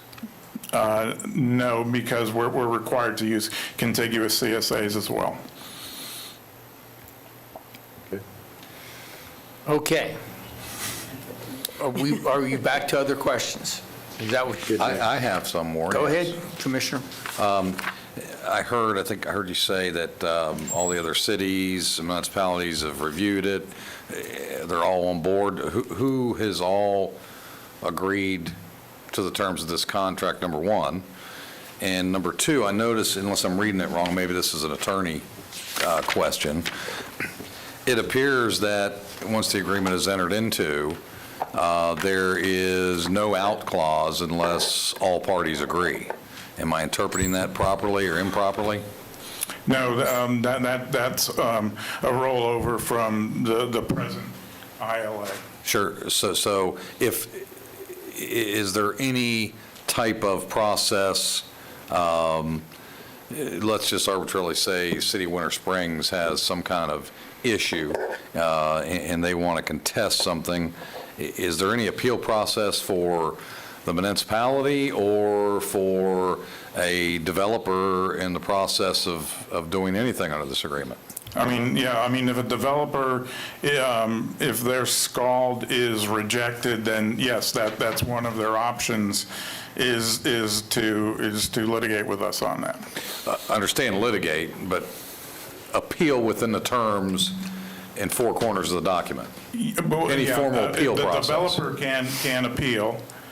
At this point right now, the municipalities, we're trying to keep concurrency and have a single document, so we do not have what you call the out clause to remove oneself from this. Okay. So, and back to... In regards to who's approved so far, on January 5th, the city of Altamont took this up and they approved. And I have meetings over the next 3 weeks, the combination of work sessions and commission meetings with all of the other municipalities, with the exception of the city of Lake Mary. They have not scheduled yet. Sure. And the reason I asked that question, I think it's important, if I'm understanding the genesis of the document and the purpose of the agreement, is it doesn't do anybody any good unless all 7 cities in the county are on the same page. Is that a fair assumption? That's correct. It wouldn't be any good for Winter Springs to be out of this agreement. And then that's why, in addition to the PTAC, we have the PSFPC, which is the Public School Facility Planning Council, and that as the elected officials from every municipality. And the steps we went through was that PTAC approved submittal to the PSFPC. We convened the PSFPC meeting, and then the PSFPC gave me permission to submit this to the municipalities and the county. Sure. And then I think, and I don't want to put words in Commissioner Delarie's mouth, but I think when we got talking about 5.3A, impact fee credits, and I'm not sure I understood the answer there. Is there impact fee credit if there was an issue with capacity for impact fees that have been paid, or is that simply, no, there's no impact fee credit, you just have to go to here to get your capacity? No, if we do not have capacity available to the developer, then we will sit down and negotiate, and it's based on impact fee costs, and they receive a credit so that when they come forward to pull their building permit, they have a credit for that dollar amount. Commissioner? But then what about the spend down on that? I mean, how do they get your reservation? Wait a minute, let's. County Attorney, Paul, do you mind taking your mask off? Oh, yes. For the record, Paul Chipok, Deputy County Attorney. While impact fees are related to capacity, they're two separate items. The impact fee is paid at the time of building permit, and it's very far down the road. So there will be no impact fees paid. The SCALD is very much earlier in the process. So if there is no capacity, the agreement provides that the developer can enter into an agreement with the school board to basically prepay the impact fees, which will then offset and allow the school board to have that money available to create that capacity by the time the developer gets to the building permit stage. And then under state statute, the prepayment of the, or the entering into that mitigation agreement and paying that fee up front, he gets a full credit for the value of his impact fees at the time he pulls the building permit. Sure, and I understand that, but I think what I understood, meeting the thresholds of finally getting to CO. So you pull the building permit, you pay your impact fees. But for whatever reason, you don't get your CO, and now capacity's gone, but you paid an impact fee. And what happens? Sounds like to me we sit down and have an agreement or discussion. Would there be another, and correct me if I'm wrong, I don't think that there's another review after you've pulled your building permit. You're basically out of the system. Well, typically in the scenario that was presented where you had a large development, they would be pulling individual permits for those homes, so they would still have their credit for what they paid to get the SCALD, but they would need to come back and go through the SCALD process, and we had not entertained the fact if they've got the credits at that point, we could not double up on them again. What does that mean? Well, I'm not sure I follow that, because earlier we talked about a CO, that they could lose their reservation if they didn't get to the CO point in a dedicated amount of time, meeting the other thresholds. And I think what I'm hearing the county attorney say is something a little different, or maybe we're not talking about the same nexus of CO versus pulling a permit, which are obviously two different things. So I'm not sure. I understand what the county attorney's saying, but we pull the permit, but by the time we get CO, there's not capacity. But we paid our impact fee at the time of the building permit.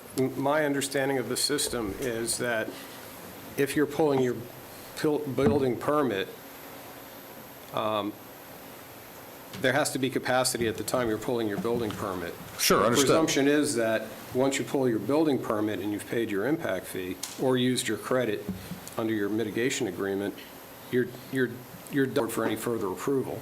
Yeah, but now if you build a facility and the student wants to go to school, the capacity's not there, Now they're going to be bused to another part of the county, and that wasn't the whole premise of this.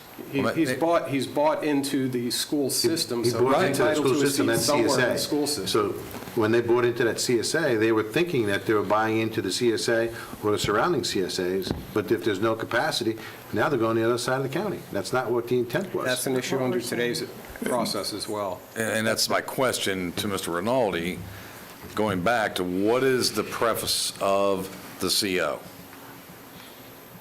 Earlier, we had a discussion about the CO and getting to that point to be able to use that capacity. So either we're reserving it and we have it at the time of building permit, or we lose it, or we don't get it at CO, or we do get it at CO. But you bring up a good point. I would think during the negotiations for the development agreement, one of the things we would do is look at that timeline to make sure that if they in fact are not going to be fully constructed in that 5-year period, part of that agreement would be a fixed extension to that. Okay. And we don't really talk specifically. And that's what I was see trying that to in the figure agreement. out. And I think, okay, that's a better explanation. Yeah, I mean, Joe, I don't see that in this agreement yet. No, it's not in the agreement. That would be part of the development agreement negotiations that we do with the developer if in fact we ever come to the point that we don't have capacity. Is there any way we can put that in this agreement so people understand that everything's in one spot? We can look at it. Nicole, if everyone signs off on this thing?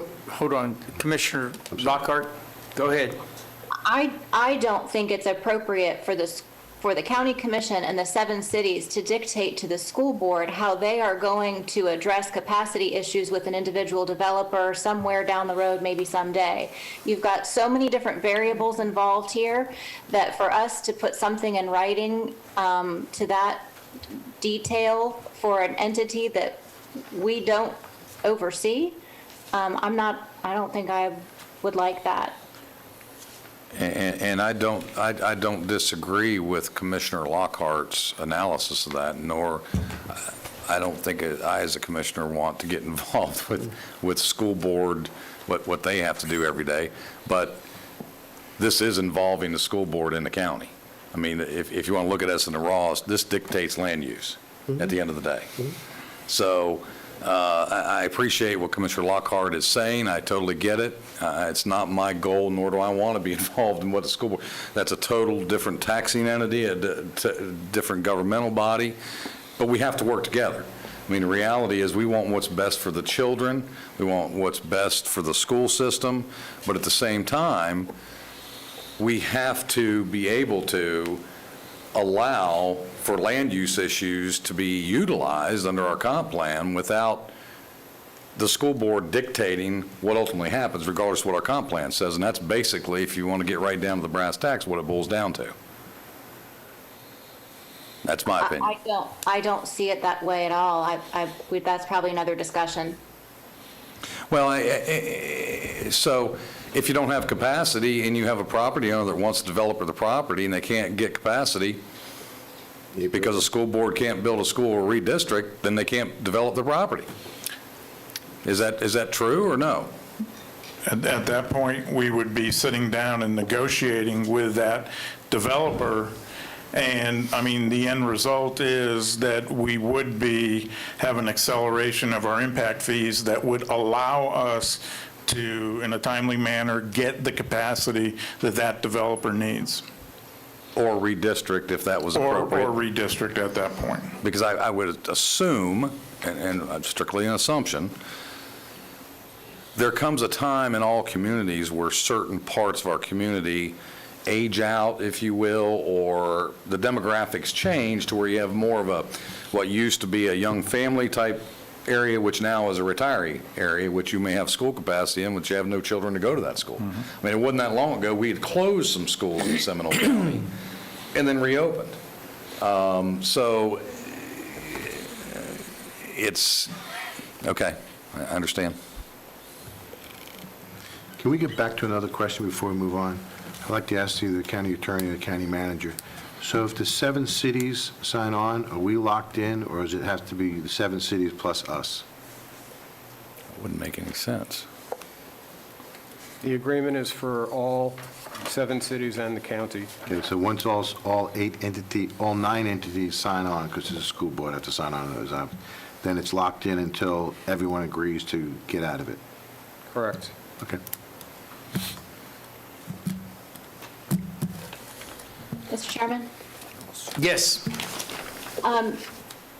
Back in my prior life on the school board, one of the conversations that I had regularly with one of the mayors of one of our cities was that they really didn't understand why we hadn't addressed this issue with our ILA and brought it up to date.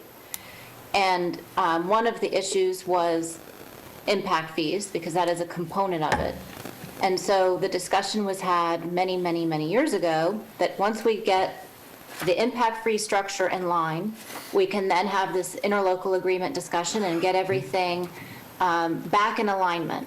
And so this is, albeit not as closely in timeline as we would have liked it to be, this is what the discussion has been for the last several years, is that we would, as a community, get in alignment with one another and update our interlocal agreement so that we could make sure that the school district was not unfairly impacted, students were not unfairly impacted, and the development community was still operating with under an umbrella that made sense and was fair and reasonable to them as well.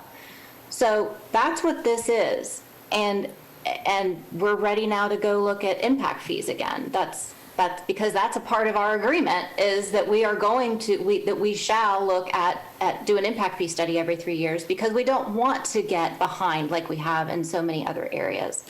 So this should be an ongoing, rolling, continual look back to make sure that what we had thought would happen, that it is playing out that way. And so, there's no gotcha here. This isn't, something that is out in left field. This was planned. This has been looked at by all of the experts and all of the technical advisors of all of the entities. So, again, as the representative of this board on the Public Schools Facility Planning Committee, I can tell you that every representative from every city had lots of questions, and there was excellent dialogue, and this was recommended unanimously by all of those members of the PSFPC back to the respective bodies. So, again, I know that there's lots of questions, but I don't want there to be some thought process that this is somehow out of line with what was intended all along. Go ahead.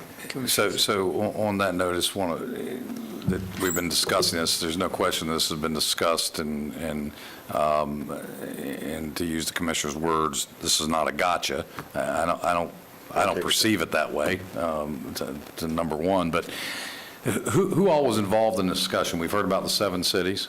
An elected representative of I'm almost finished, Commissioner Lockhart. Oh, I was Sorry. answering your question, sorry. Were anybody from the property owners or development community weigh in on this or ask what their opinions were on how this may or may not impact their rights or their ability to develop? We followed the specific criteria that was established in the 2008 ILA, that the 2 committees that were to be coordinated with when amending and addressing and communicating with were the PTAC and the PSFPC.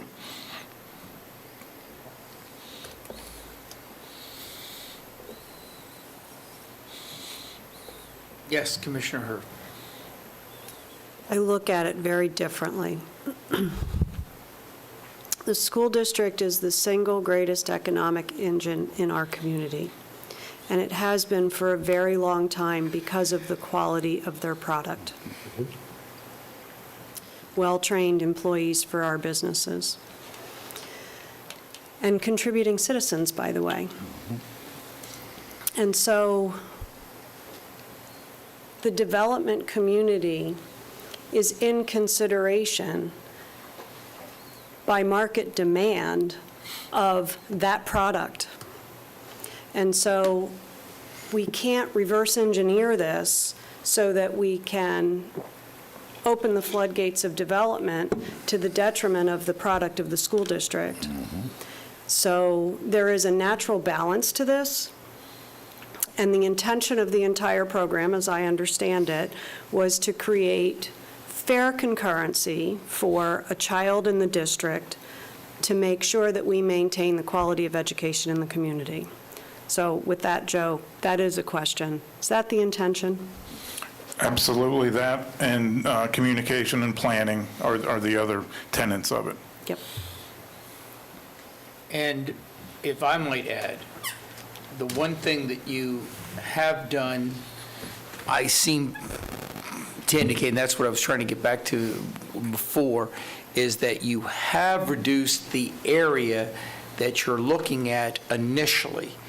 You are allowing other zones that are touching that, but from going from 5 elementary schools, I think you said, to 2, from going to 2 middle schools to 1, and the same thing with high schools, it's back down to 1. So even though we're still going to get when the study comes back, it's still going to say capacity from the touching areas. We'll have a much smaller area to look at as far as where the student, where the capacity is for that individual student or students. Is that correct? That is correct, yes. Mr. Chairman, don't misunderstand my questions. I'm all in favor of making sure that the kids have a great education. I'm also very pro schools, and also I like the fact that to limit the busing, I think that's important, to make sure that everyone knows what's happening. But we have an agreement in front of us that I just need to make sure that I understand before I can vote on it. And, I mean, I'd love to go through it page by page to make sure that whatever questions that any one of us have gets addressed. I mean, and I just got the last red line copy of it on Friday, so I spent this weekend going through it. And I just have questions, that's all. And Commissioner Delory, Mike's statement, and I'm going to speak just for a second for Commissioner Hurst's statement, had nothing to do with your questions. I think you have every right, just as Commissioner Zimbauer and I and Commissioner Hurst and Commissioner Lockhart, to answer to get these questions answered. I'd love to be able to fix it so there are no kids bust. I just wanted to make sure that the interlocal agreement in front of us today is maybe not perfect to where we would like to have it, but it's getting closer to what our concerns were in the past. It's getting there. Yeah, that's all. I would say it's closer. I think that, I'm not convinced all the stakeholders have weighed in. I'm not convinced that there shouldn't be some out clause for whatever reason. But again, when you have an 8-party agreement, it's troublesome, to get everybody, the whole purpose is to have everybody on the same page. And having 1 out and 7 in obviously does not work. So.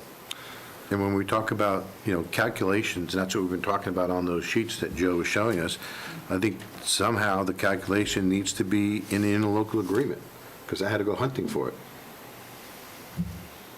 Did you hear that, Jeff? Was that the calculation for the development agreement? Yeah, I mean, how many students are calculated per square foot for the apartments, and how many students are calculated for square foot for residential homes? Because I know we had that conversation, but that's not in this, that's in another table. Right, But it's not in here. That's in the table that's in the impact fee I study. understand that, but it's not anywhere near, you got to go hunting for it. In the impact fee study? Or just in general? Oh, in general?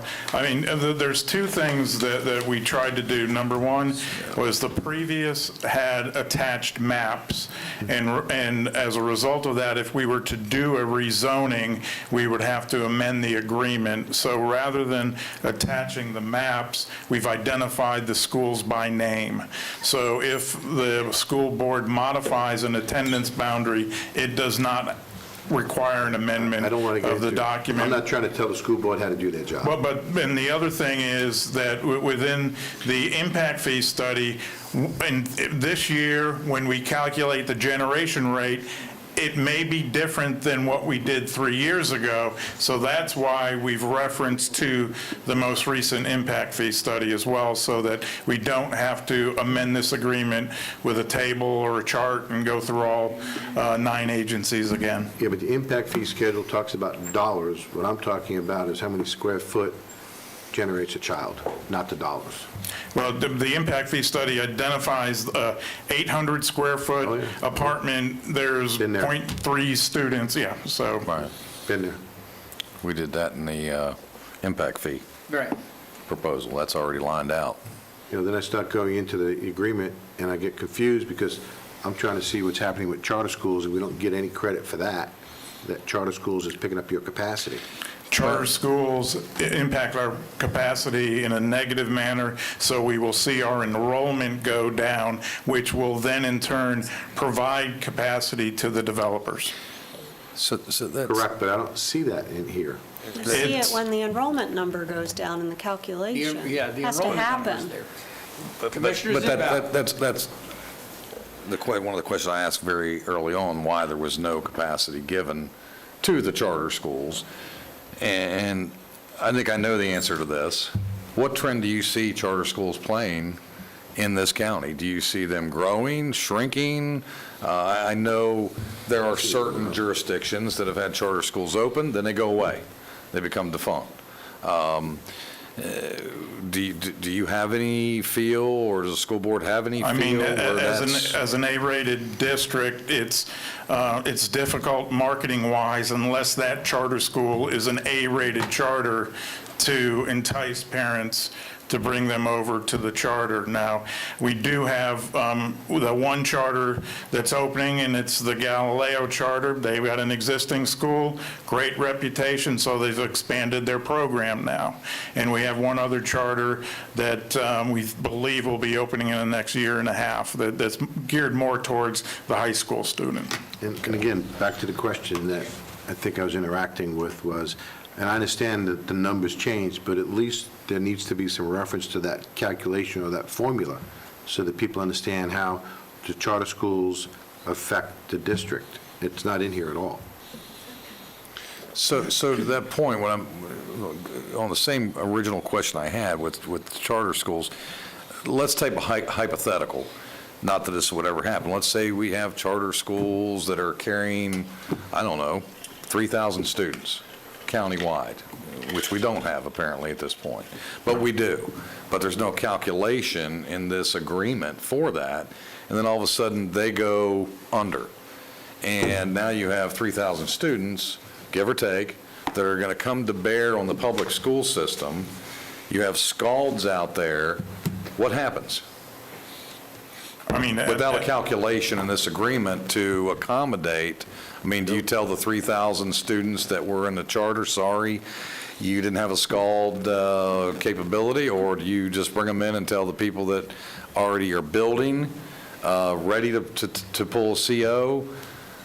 You can't build a school quick enough, I would imagine, well, to absorb at something like this that. point, we have the capacity to account for the charter students that are within our district. So you at keep the levels. But, the problem is forecasting what the charter schools are going to do. We don't have any capability to know whether they're going to be able to market, what year they're going to be able to open up, so. No we more can't- than you have the availability to understand what the economy may do, and we may have 0 homes built in this county in 5 years, and how that may impact the schools and cause them to be partially shut down and then reopened, like we had not long ago. Like the Great Recession when they got breathe a little bit. Right, exactly. But with the charter schools, you do know what happened in the past, the last year enrollment. You could take that and show us a formula about what happens, because if charter enrollment goes up, your capacity goes up as well. But it sounds like you're keeping Charter, a little. it'll go down. Charter enrollment goes up, our enrollment will go down. That's correct. That will I said free up capacity So I said your for, capacity goes up. But that's not labeled or listed here at all. But you're keeping some, sounds like, if I understand, Joe, what you Commissioner said, Lockhart is, go ahead, then Commissioner Lockhart. that if the charter school did close tomorrow, you have the capacity to bring those hypothetical 3,000 students in. So that would lead one to believe that there is some fluff built into the number. well, no, it's the available capacity of elementary 8%. Without So reserve we'd be stalls. able- Yeah, we'd be able- without, yeah, we'd be able to accommodate them with that Okay. 8%. Commissioner Lockhart.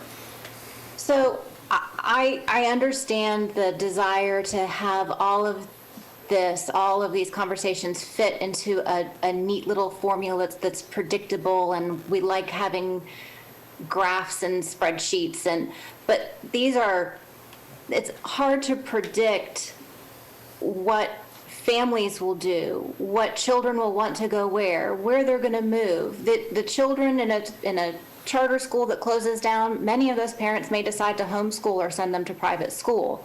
You cannot predict that just because a charter school closes that all of those students will then come to the public school system. Just like you can't predict in a neighborhood exactly how many of those houses are going to have students in what grade levels. This is a really technical process to try to predict the unpredictable, right? You don't know what's going to happen with the economy. You don't know how many houses are going to be built. But the idea is that we have an agreement and a framework that all 9 entities agree to in this interlocal agreement, that we at least agree in concept on how this is going to work out. Just like when a tragedy hit Puerto Rico and all of those children came to Central Florida, you know what? We made room for them and we taught them, and they got an excellent education here. They didn't have a scald. It didn't matter. Just like it wouldn't matter if something drastic happened in our economy here and we had a whole lot of children come into our school district. We figure it out. But this agreement gives us a framework and a baseline to work from, that everybody is working with the same set of tools. I agree. Again, it's not perfect right now. I'm sure there are some things, but if we can, in the effort to address the work that has been done with this agreement, if I could hear, because I was on the committee, and I did get a chance to really work this over, if there are some specific places in this agreement, page, line numbers that we can look at to talk about maybe some language changes, if we want language changes. But I understand this is, if it's already gone to the city of Altamont, it's on the school board's agenda for January 19th. I know we're not voting on this now, but as entities start adopting this, might be a good idea if we have an idea if we want specific changes where they might be. No, I don't disagree. I think we need to work on the process and have discussion on areas that are questionable, or we want changes or would need changes, and I think that's going to also have to include our legal folks. So our legal folks have already chewed this up and digested it. So unless they have something that's different that they're proposing, they've already reviewed this. So is there something that legal wants to point out to us, that they are recommending something different now? No, we're not. Mr. Chipoff? Paul Chipock. No, we're not recommending anything different. I think it needs to be put into perspective that there was the existing interlocal agreement that laid out the basic framework for how the process works, okay? The school board has come back with specific changes, specifically the reducing of the size of the capacity areas so that there would be reduced busing to stay within the state mandated amount of time the kids can be on the bus.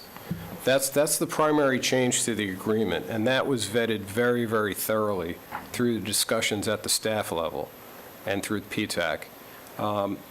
a lot of the questions I'm hearing now are questions about the overall premise of how the system works and how the system has worked under the 2008 agreement. So with that, I think the focus, again, from the staff level has been, what are the changes, not does the present system work? So I think those are two different discussions. Okay.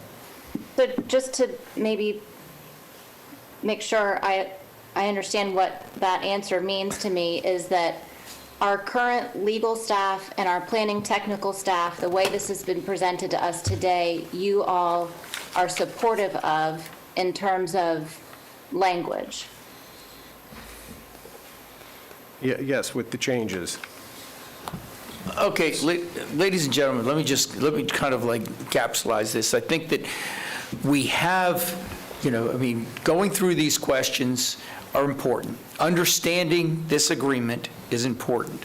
And we've done that quite a bit at this point, and we've had, Mr. Chipoff has just indicated that this was also vetted through our legal department and everything. And what I was trying to get to, what I said in the weeds, the main focus of this is the change from what we had to what they're proposing.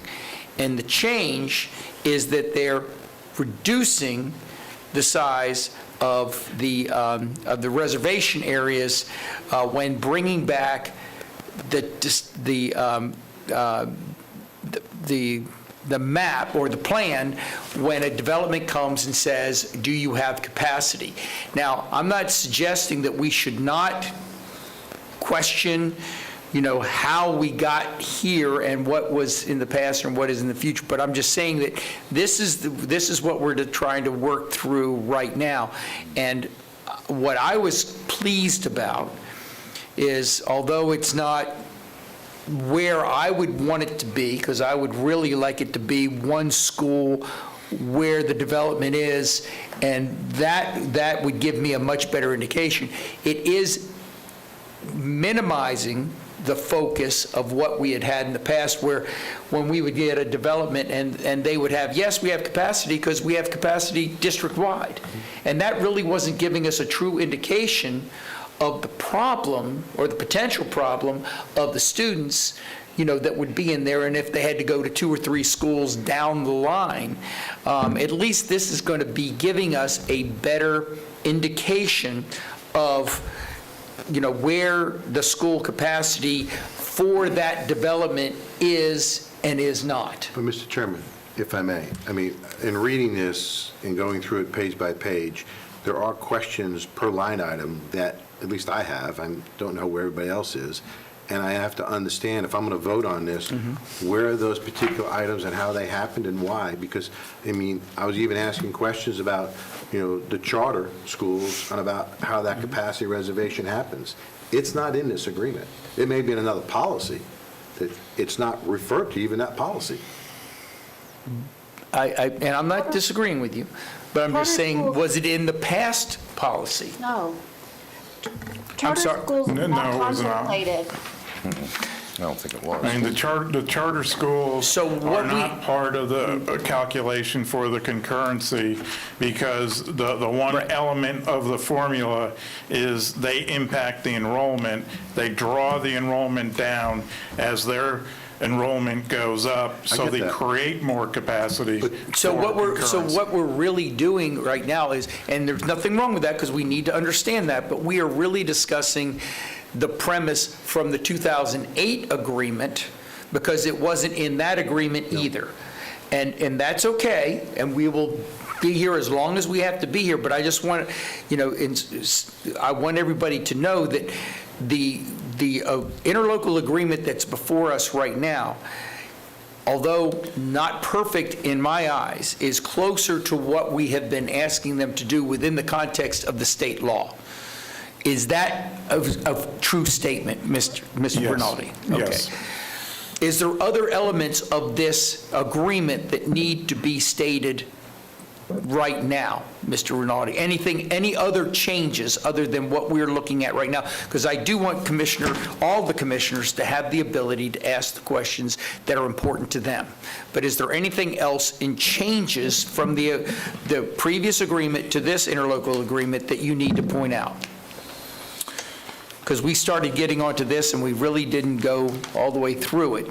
Is there any other changes in the interlocal agreement that need to be focused on? I mean, we discussed some of the large pieces, which is identifying a timeline by which we would be pulling reservations back.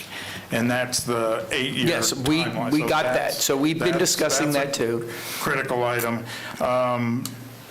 The other item is, in the past, if they submitted their SCALD letter and we approved it, we did not reserve capacity. We waited for the municipality to approve either site plan, final site plan, and then we reserved capacity. The change here is as soon as we issue the SCALD, they have capacity. So there's no one that can come in behind them and take capacity because they're working with a municipality on an extended review process. We felt it was important. If we've given it, you've got it. You've got 30 days to submit. You've got 2 years at that point to get through, an additional 1 year if you haven't achieved approval yet. So that, to us, was a critical issue for us. Mr. Chairman? Let me finish just the final thing that I'm going to get, because I think the questions that the commissioners are asking are important, but I just want to, all the changes in the interlocal, I want to get through, and then we can continue on with the questions. Anything else? If a SCALD letter fails, they have 4 options. Option A is that they, and this is all outlined in 12.5. Option A is that they can revise their development to match available capacity. Option B is that we can sit down and start negotiations, and if we had partial capacity for them, that capacity would be reserved for them for 60 days. Then option C is that they would protest it, and then option D is that they would abandon it altogether. So we got very specific about the different options should a development not achieve their SCALD. Again, another difference from the previous interlocal. Anything else, Mr. Rinaldi? And we just, in regards to the impact fee credits, legislatively, there's been changes, and so we just went with the reference to Florida statute. At one point, it would be the dollar amount.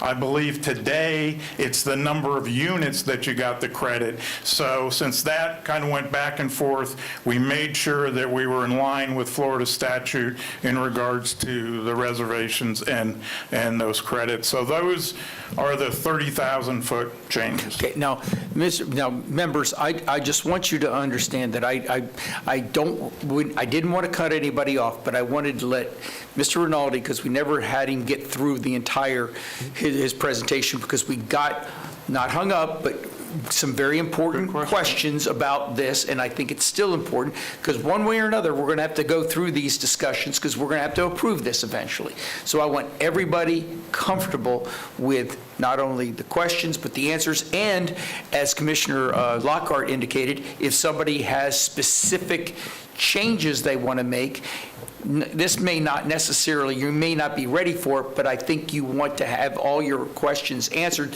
so that you can come back and try to change something. So with that, Commissioner DeLore. So in that vein, because I want to move this forward positively. Okay? Yes. I really think we need a second workshop, and I think that we should be asking our staff, with the school board staff, give them more questions so they can chew it up, spit it out, sit us down individually, so that when we come back for the second workshop, we can actually understand in great detail, line item by line item, to make sure that we understand this. Okay, I don't know how and I the rest think of it works. Commissioner Lockhart would be real happy to be here in person, because I know she's chomping at the bit being back home. No, I think that's, I still have some questions, and they're line item questions, which I'm happy to submit. I think all of us want what's best for the children. We want what's best for our community. But at the end of the day, we need to make sure all those questions are answered, that all those things that make our community great continue to stay great. I understand the loosey-goosey of the previous agreement. I understand the intent and what everybody wants to get done. I think we're all on that same page.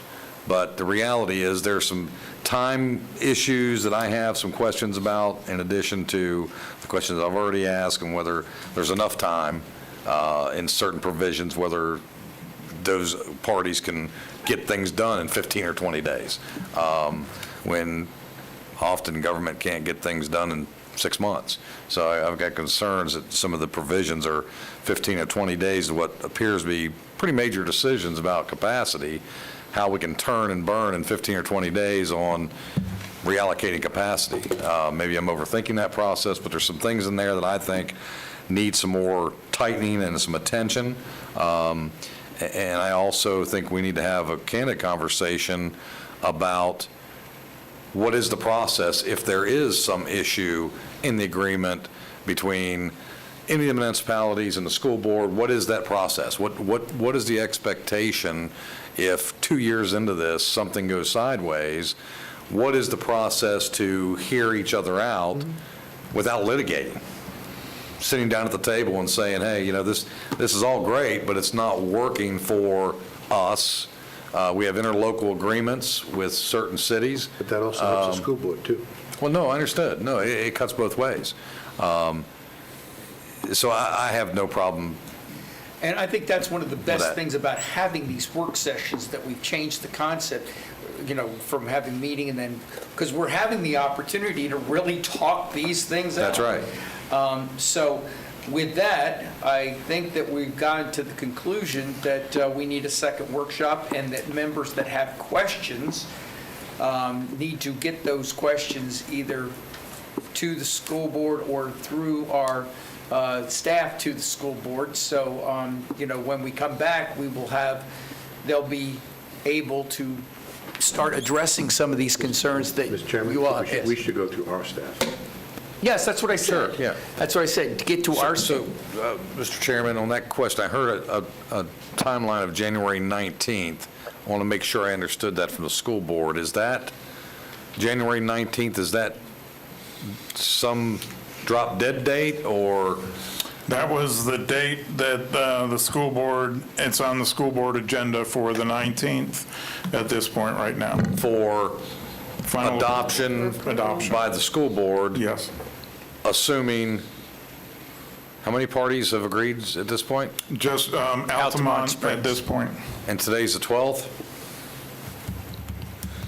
Yep.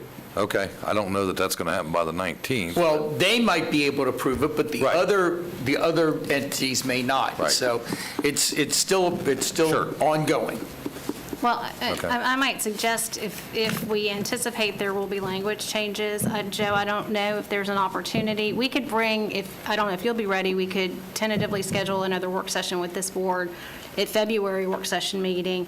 Is there, if there are going to be proposed changes from this body, is that something the school board would want to move forward with on the 19th?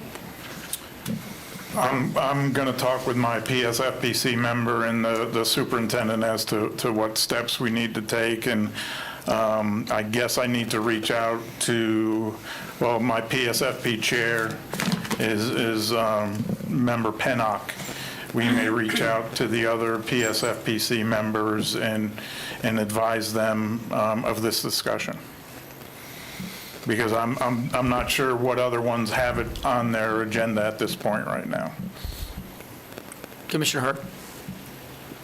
I think if we're going to do that, then this needs to be a required briefing item so that we're all briefed in advance with the same briefing material so that we come to that meeting in some sort of alignment before we get into this environment. And I think we have to assume that the next work session, this is going to have to be one of the items that are going to be on the work session. Oh, absolutely. On the 9th? No. I'm talking about the 9th of February. No, which is our understood. next week. Okay. Oh, great. I Even just if want we to have make to- sure that's time certain. Anybody else have anything else to Mr. Rinaldi before I just let him go? Thank you. Thank you very much. Thank you very much. For putting up with us today and your patience. Thank you. Well, again, I think this has been, very informative, very involved work session. We are finished with the agenda. I do have one other thing, and that is on the 26th, you've all received a copy of the calendar for the commission and work session meetings through the year. You've also received a copy, I believe, of all of the stated dates for the holiday dates, et cetera, et cetera. So, and anything that might affect you, if we could get back to the staff so that we could look at that at the next meeting and approve the agenda. So anybody looking at their long-term calendar, get back to the county manager's office and let us know if there's anything that might affect you not being there. So we want to accommodate everybody before we set the calendar in concrete for the remainder of the year, okay? Yep. All right, so that will be on the agenda and the chairman's report for the 26th. Anything else for the good of the order before we adjourn this meeting? From the county, from the staff, county attorney, commissioners, Commissioner Lockhart? Oh, you're just waving goodbye? I'm going to take some NyQuil and I'll see you all tomorrow. Okay, and with that, the meeting's adjourned. Thank you, everyone.